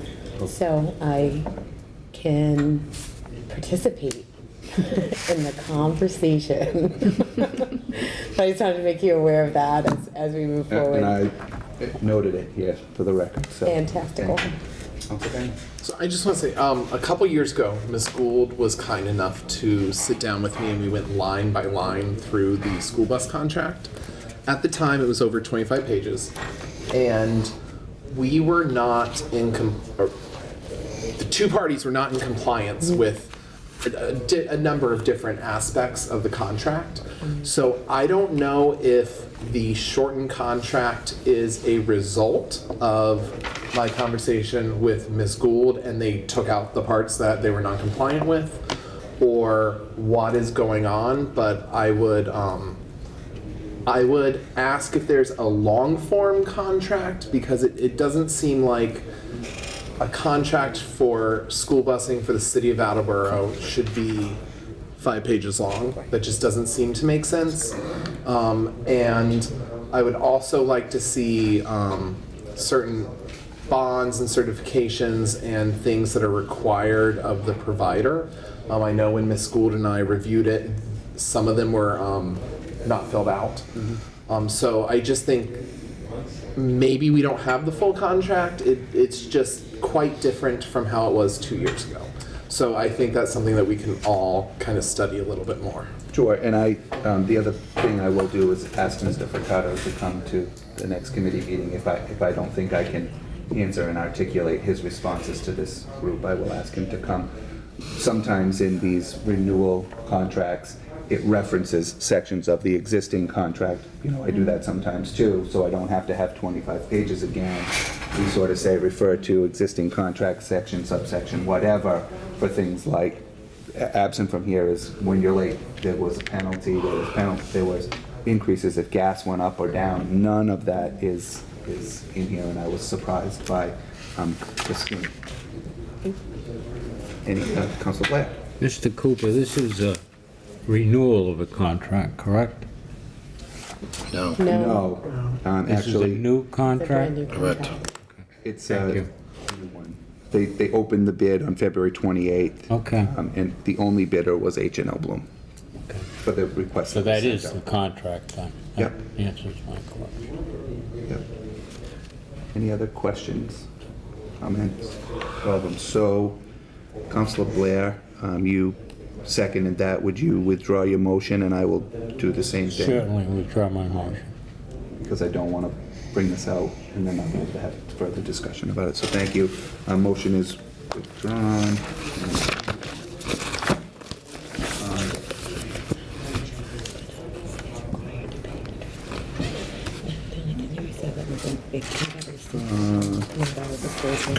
Correct. Yeah, correct. So this one will certainly be easier. I entertain from the docket of April 18th, I entertain a motion to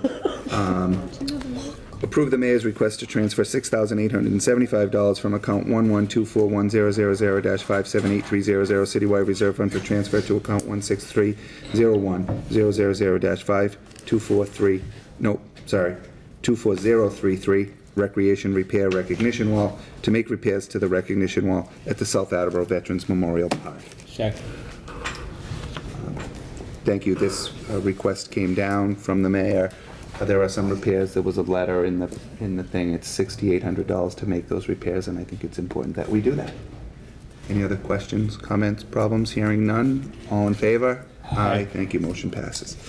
Again, from the docket of April 18th, 2017, I entertain a motion to approve the mayor's request to transfer $2,517.30 from account 112410000-5783000 Citywide Reserve Fund for transfer to account 161-01000-524240 Public Library Equipment Maintenance to replace funds that were used to make the unanticipated repairs to the library elevator. Second. Thank you. Again, got to fix it. It's $2,517 to fix. I think it's pretty self-explanatory. Any other questions, comments, problems? Hearing none. All in favor? Aye. Motion passes. And last, but certainly not least, from the docket of April 18th, I entertain a motion to approve the mayor's request to confirm the appointment of Cadence Preston, 121 West Street, Attleboro, Mass. To fill an expired term on the Attleboro Youth Commission, term to expire February 2019. Thank you, Councilor Blair. I will vote this out of committee this week and ask the Prestons to bring Cadence to the following committee meeting, and I will ask her the questions that I ask everyone else. But it's an opportunity for her to introduce herself to us and to the community. For those that don't know, I don't know Cadence, but I do know her mother and father, and so I'm okay with moving forward and not bringing her forward until the next committee meeting so that she can continue to be involved in the Youth Commission. Any other Councilor? Just want to say, Katie, she goes by Katie, has been a wonderful addition to the Youth Commission. She started coming a couple months ago. Just, you talk about energy and a dynamic thinker, and she's going to bring a lot of exuberance to the Youth Commission. So I look forward to having her come down, and she'll answer your questions, believe me. And then, I know, I'm waiting for it. I told you there's a reward for the first person that does it, and she might be it. I think she will be. Any other questions, comments, problems?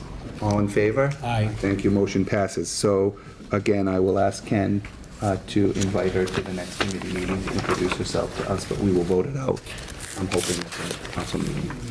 Did I do everything I was supposed to? This. Yes, I did. You get a pat on the Nothing else for personnel and human services, so I would entertain a motion to adjourn at 9:32. Thank you, we are adjourned 9:32. Thank you. I do it right from my seat. I seem to be facing everybody anyway, right? Move to back from recess at 9:32. 9:32. I have three other motions this evening.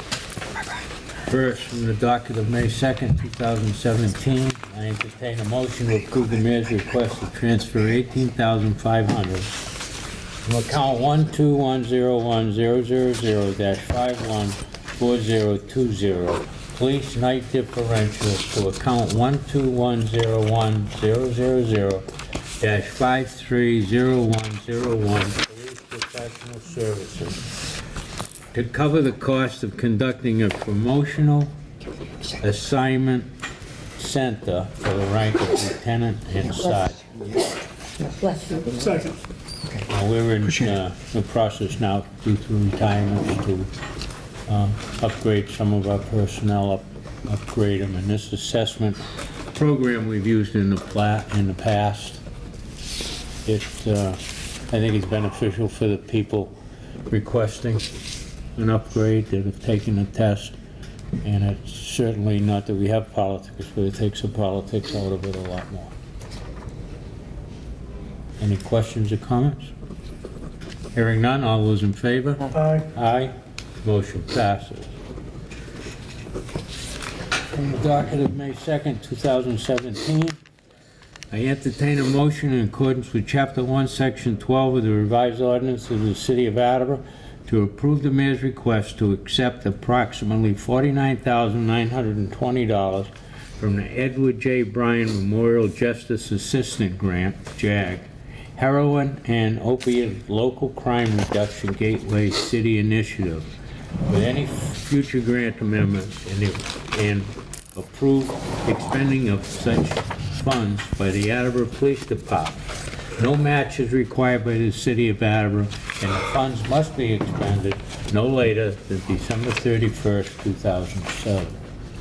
Second. I think that's pretty self-explanatory. There's no matching funds, and I know they'll use it in the right area, because that is definitely a problem. Yes, Mr. Cooper. So, thank you to the police department for all of the efforts recently in this sort of arena of substance abuse awareness and the opioid crisis. And all of you who know me know that I have had personal, familial experience with the opioid crisis in this community. And so I take it to heart when we talk about, in fact, I couldn't really say it with a straight face the last time the police chief was here and gave us an update on the crisis, thanking him for his personal involvement in what happened in our family. And so thank you to the police department for doing that. One thing I'm trying to find right here that I can't find, that I was bored and reading while I was in Florida one night and couldn't sleep, was all the different committees in the city. And I know that there is a substance abuse type committee that has been sort of neglected over the years, and I'm going to ask that you and I perhaps work together on resurrecting that committee and looking at who's currently appointed to it, if anyone. Be my pleasure. And resurrecting that committee. And I don't know how to do that, President Cook, right now, sitting here thinking about it, but this motion prompted my thinking about having had read that, and is this the time for us to think about appointing the appropriate individuals to that committee? I mean, what the charter of that committee is and should be in today's world. This problem has reached out and touched many a family and many people that you would never, ever think it would possibly get to. So, thank goodness for the grant. I believe it'll be put to good use. And Mr. Cooper, I would be more than happy to work with you on whatever. Yes, Mr. Cooper. Thank you. The burn grant is always a phenomenal grant to get because it offers the opportunity for the chief in the POP unit to be able to go through and do a lot of amazing things. Last fall or last winter, I know the POP team, I think it was actually last October, the POP team and the Masons got together and put on an amazing seminar. It was a Saturday afternoon in October. And they had some paramedics there, they had a couple of officers, they had some families who were affected.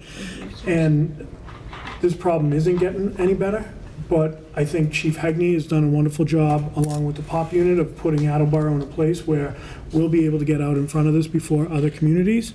And I think that $49,920 to go toward that education, I think, is an amazing start. So this is, in my mind, a no-brainer. They've been very, very proactive in this area rather than reactive, so.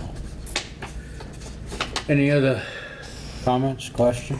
Hearing none, all those in favor? Aye. Aye. Motion passes. From the docket of April 4th, 2017, I entertain a motion to strike the following item from the docket of April 4th, 2017.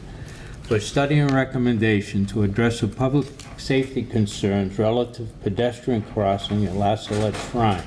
That in conjunction with La Salette Shrine and a private donor, that further examine be given to the installation of appropriate safety measures and signalization. Second. In the last couple weeks, and I was waiting for a definite answer from the diocese and whatnot, so I'm not overstepping my bounds. This concern came from me, from them, and they wish to go no further with this at this time. They have got an in-house solution that they're trying to put into effect, and when I get a concrete answer back on that. I've got, it's going to be like this and that, and it's actually gone back to the council here and some of their suggestions that I think it'll work out real well. Probably the best answer we could have come up with if we come up with an answer. So at this time, La Salette, the diocese would like me to pull this at this time. And if there's anything in the future as far as signage and whatnot, then they will get back in touch with probably Ms. Parika. Any comments or questions? Hearing none, all those in favor? Aye. Aye. Motion passed. Also, this evening, I know you know, I've been diligently working on this hunting ordinance, and it's very complicated. We had the fortune to have a conservation agent with us because of family medical problems, and my prayers go out to her and her family. It's been devastating, I understand.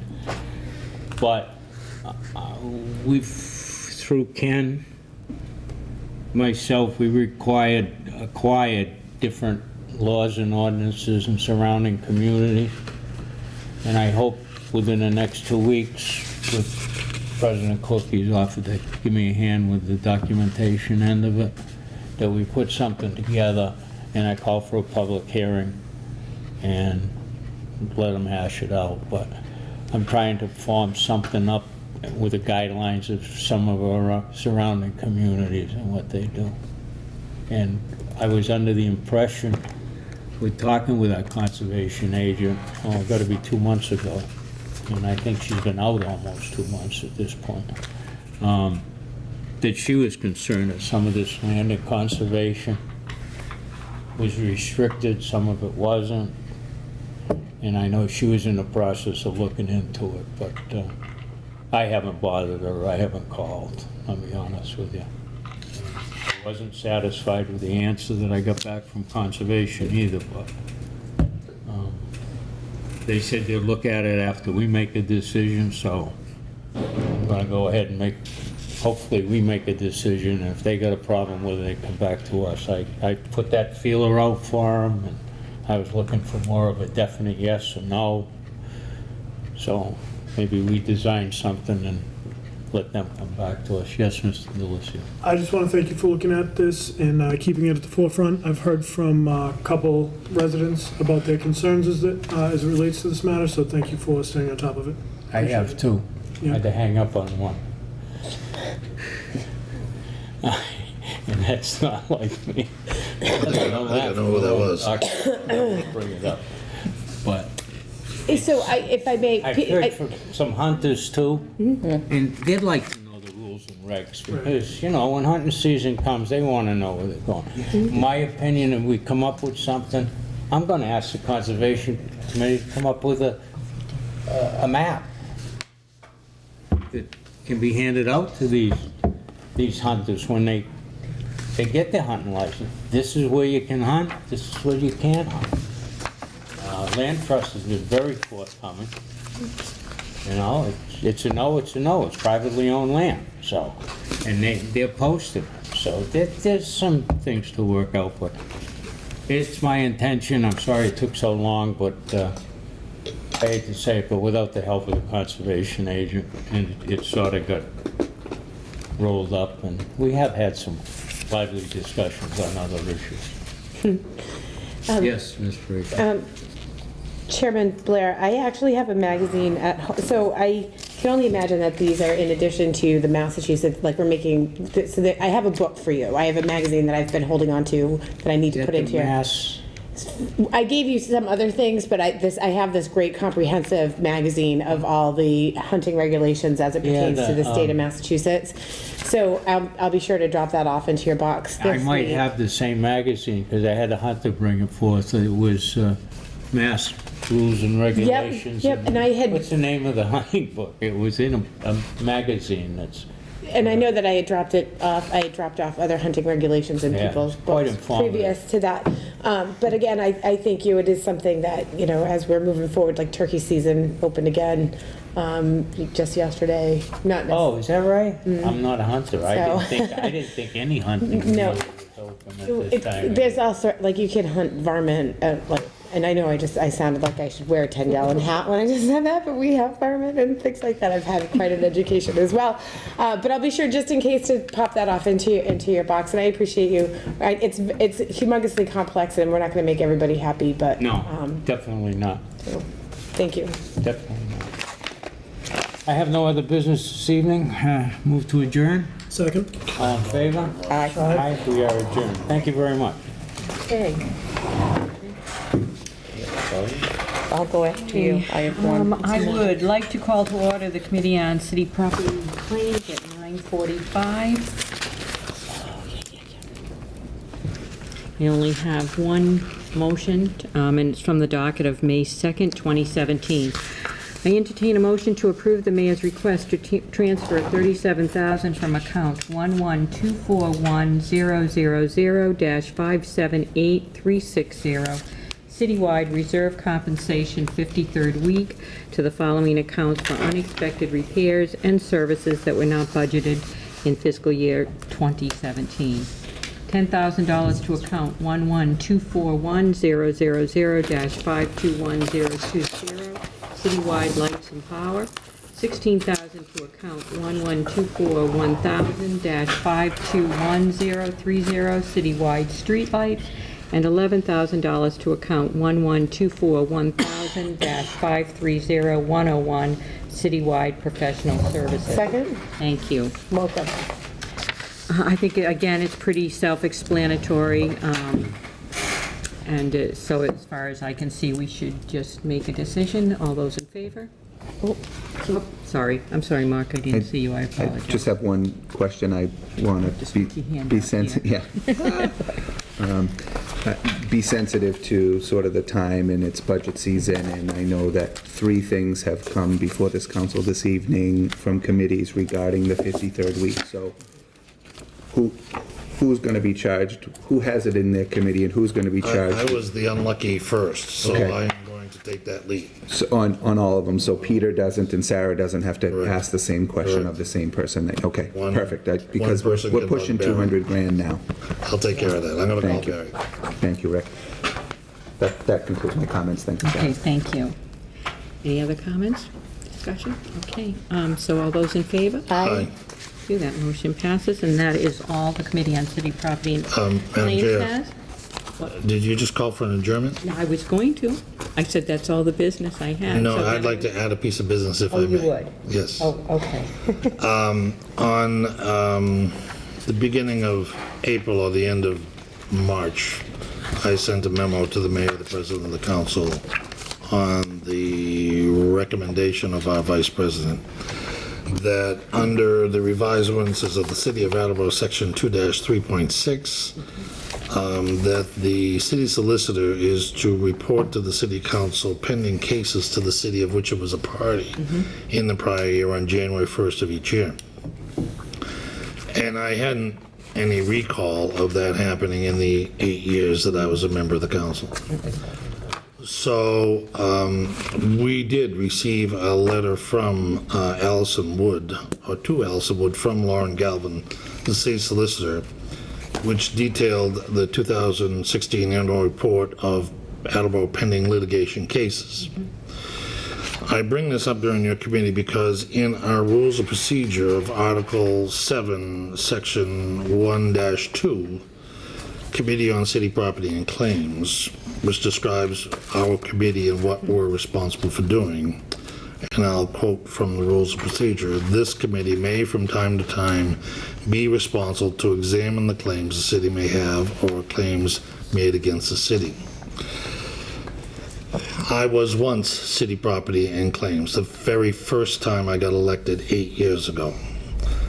In the first quarter of my term as a city councilor, one case came before my committee of City Property and Claims, of which a family who owned a mobile home down at Liberty Estates had a door lock broken by the fire department that broke into the mobile home to save the life of the occupant. And they were laying a claim for in excess of $100 to have the lock repaired. And I called the fire chief, who at that time was Mr. Churchill, and he said if they had allowed us to put the lock box on the side, we wouldn't have broken the lock.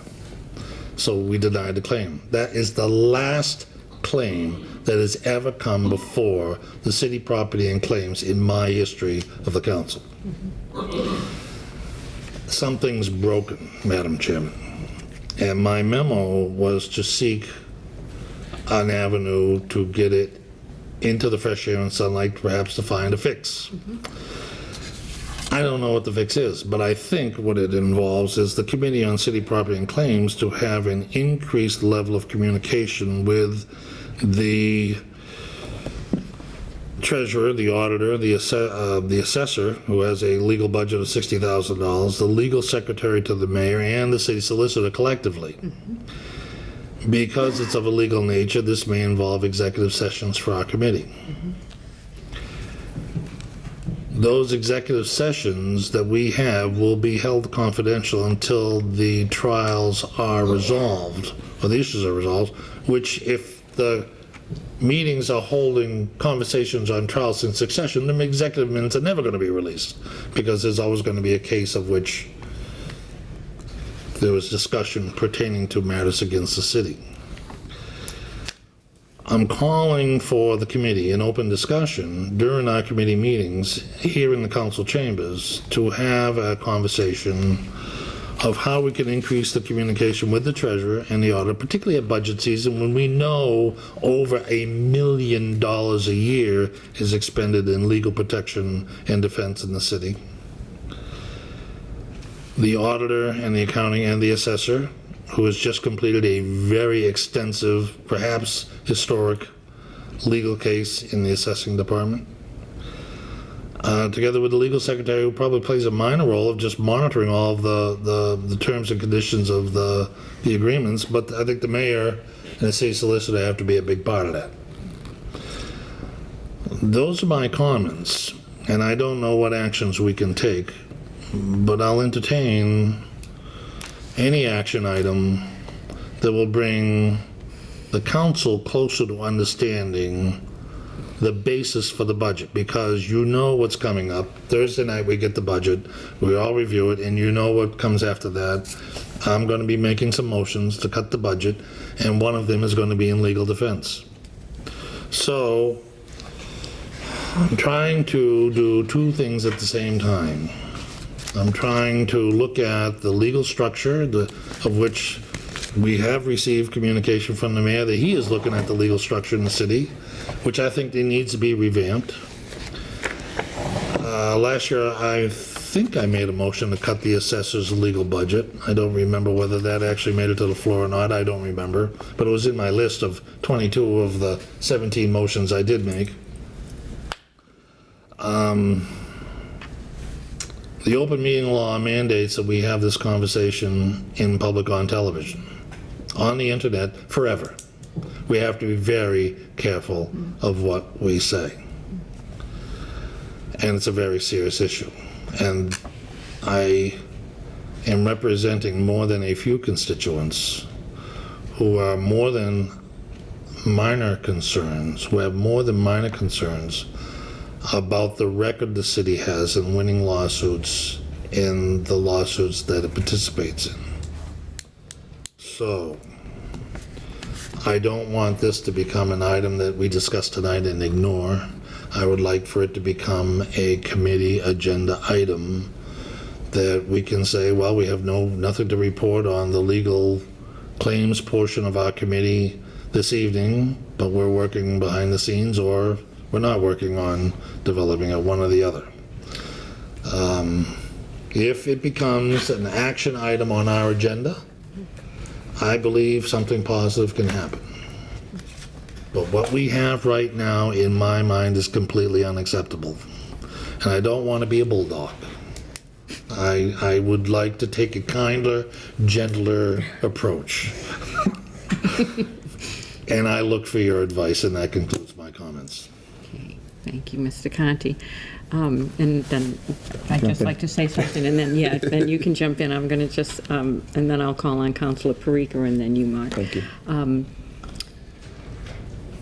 I do appreciate that you brought this forward, because it was something that was really, I think, unknown to most people, that city property and claims included that. And so when we got the list, even I was amazed at how many claims are actually out there. My initial reaction was that I thought I would speak with Ms. Gould, and Deb Gould, and have some discussion on I'm what sorry, I can't quite hear you. Could you I get was closer to going the to microphone? speak with Miss Gould and have a discussion with her on where she even thought we should proceed and how we could proceed to put this on the agenda without bringing forward anything we're not really supposed to say. So that would be my step one, to just at least find what that answer is to that and how we should proceed with that. But I do think it's something we should know, that all of us should be aware of, and that we should have these types of meetings and get it out in the open, so that at least we even know what is going on, because that's a big chunk of money, and it is something we should know, especially around budget. So thank you, Mr. Conti, and now I'm just going to hold that on the burner and go to Councilor Parika. No, thank you, Chairman Reynolds. So Richard might not be a bulldog, but I might be for tonight.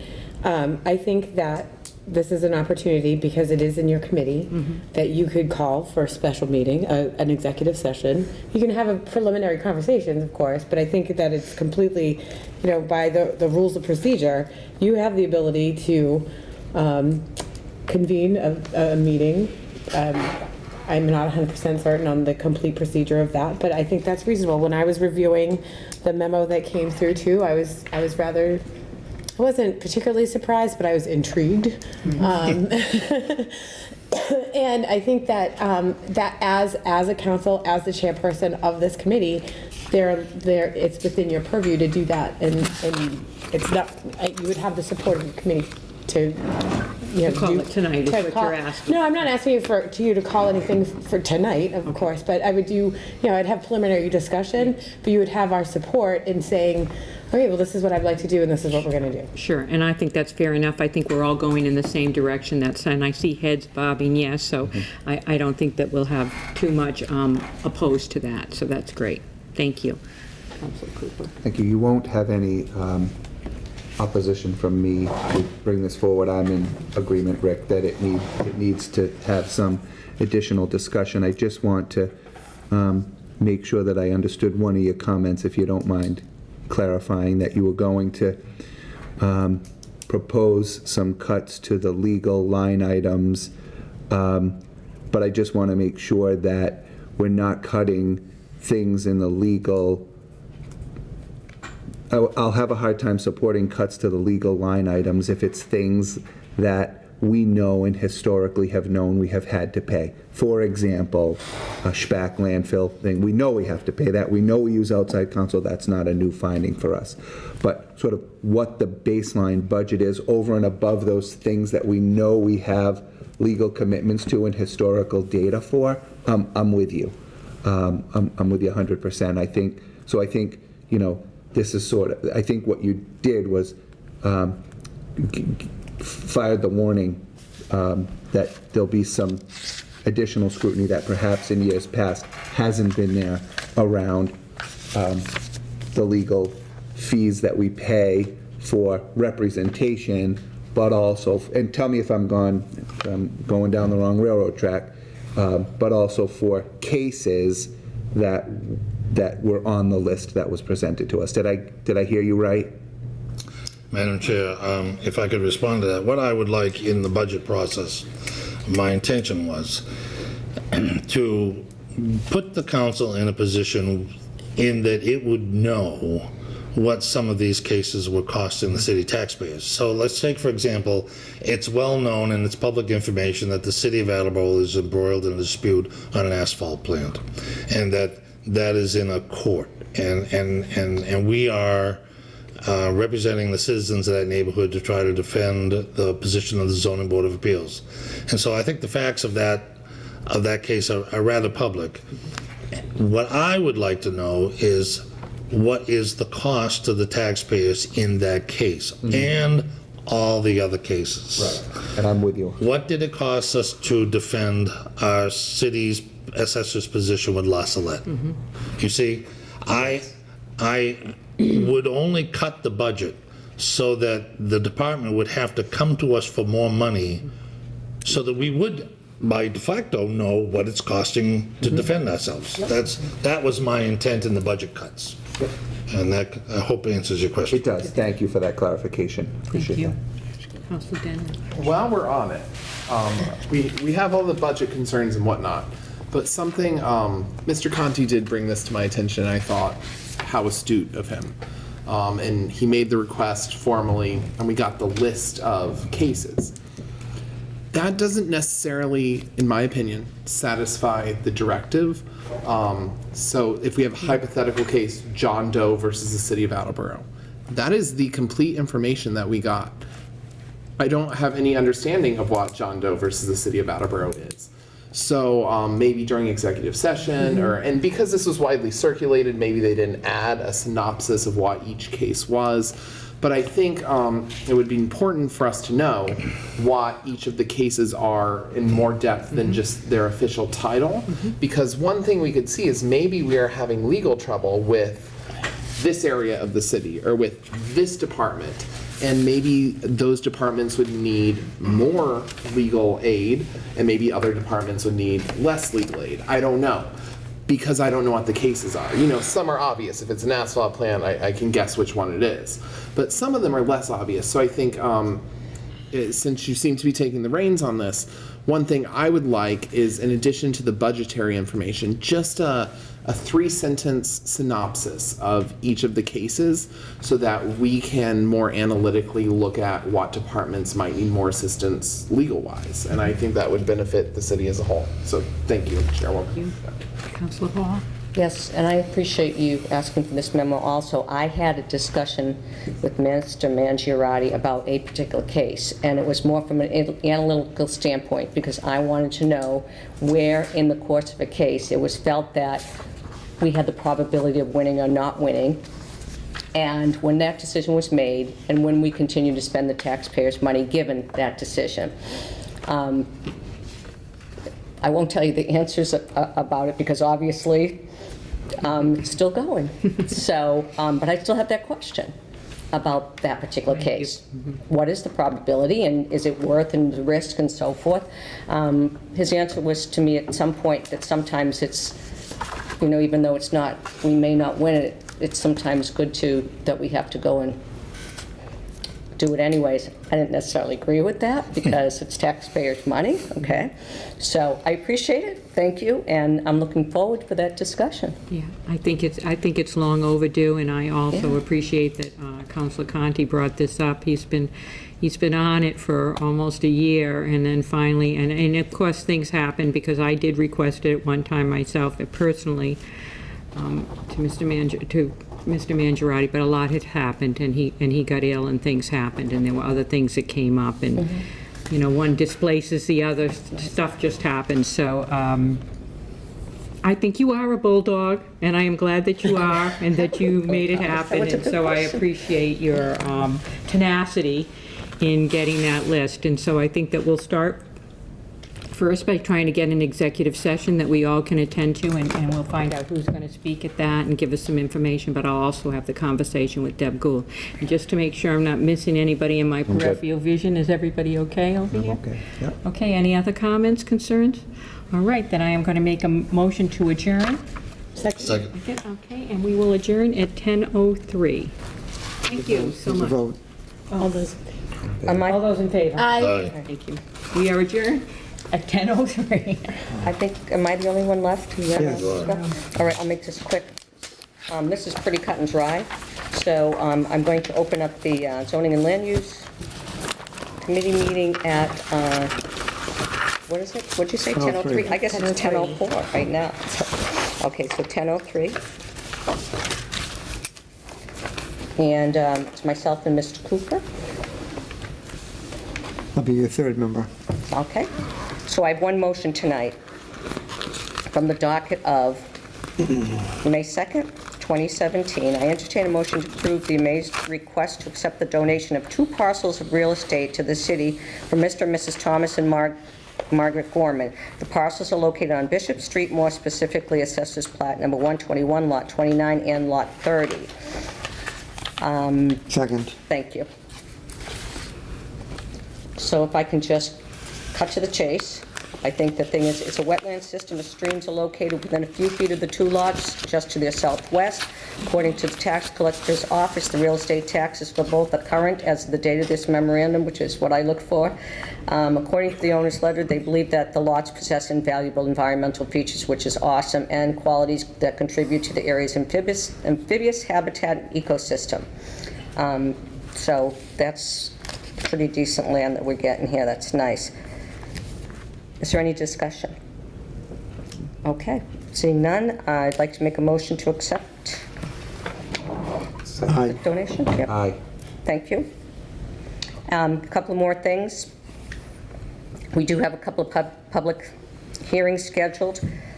The first one is for some extension of some streets, to accept 4 streets. That's scheduled for June 6th. And then we also have a request for a special permit from the Municipal Council from BCWC Inc. to operate a registered marijuana dispensary at property located at 34 Extension Street in Attleboro, and that is scheduled for a public hearing on May 2nd.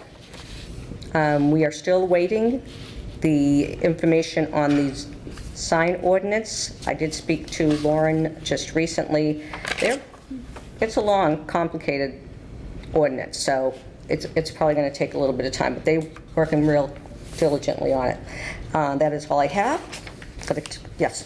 One, if I may address the committee, and because we're on this committee, I like Councilor Conti, sort of feel like we probably shouldn't have the conversation, and there's nothing in your committee yet, but I anticipate something coming in a subdivision in the city that I happened to be at a planning board meeting, and I think Councilor Parika got a phone call, and I know you're probably going to get one.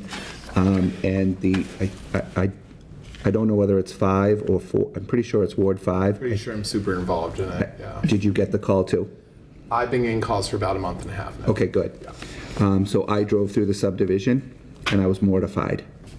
I've seen photos. So it's coming, and we need to just be prepared. And unfortunately, I couldn't make the follow-up planning board meeting on Monday, and I will follow up with Gary and get back to you. But I am advocating not for the council, but for Councilor Cooper in a different ward, that we don't offer or grant an extension, and that the city complete the work. And I want you all to know that. And it's a mess. And I don't know if they granted the extension at the last meeting. I hope that they didn't. Because the subdivision needs to be done now. This is Avalon Estates off Avalon Street, Avalon Estates off of Slater Street. And it's mostly complete. And there's I think 29 homes in the subdivision. 26 of them are complete. And I went through the subdivision after the meeting, spoke to some people that were walking through, told them to call the ward counselor and all the at-large counselors about the concerns that they have, because they were sort of at a stalemate in what to do. And so I'm going to continue the push with the planning board as Ward 2 counselor, not my zone, but I still represent the interests of the people of the city, and was a member of the planning board, and was the chairman of the Conservation Commission. And when I saw the brown water running into the wetlands, I was really annoyed. More to come, but I want you all to know that we may have to intervene like we did. Some of you that were here, we did this on another subdivision and had to give some money to get that. You'll remember that, Frank? It was in my ward. That was your ward, I think, yeah. To finalize and get the subdivision complete. So more to come, but I just, for Julie's sake, I wanted to update you. I didn't want you to get blindsided. Was that the meeting you were going to the night I saw you? Yes, exactly it was, yes. Okay. Thank you for indulging me in the discussion. No problem. I wanted you to have the update, and I wanted the council to be aware, in case they get calls, that there are issues there. I've been out to see them. If you want to go out there and see, I would ask that you all sort of take a ride through if it comes before us to really see what's going on. And I'd like to, yeah. You might Thank want to set up a site visit. Yeah, when it comes before us, we can do all of those things, but it's really an FYI right now, and because we're on the same committee, Yeah, and I'll I go want back to it. the, yeah, I'll go check it out. Thank you. So, thank you, appreciate that. Was this, if I may? You may. Madam Chair, was this the property was the subject of a lawsuit through the Conservation Commission? Not that one. Thank you. Close by there. Further down. Across the street. Yeah. Further down. Yeah. Mhm. It's not a WB job. Any other comments, concerns? No. No. That being given, I would like to adjourn the zoning and land use at Second. 10:10. You need to vote. Aye. Those in favor? Aye. The meeting is adjourned at 10:10. Thank you very much. Julie, are you handling the Public Works item too? No, I wasn't asked to do that. She can't. Called me a bulldog. I You called me a bulldog. Okay, thank you. I most I spoke to the certainly did. Kellys. Oh, if you kill me. I'm gonna have you send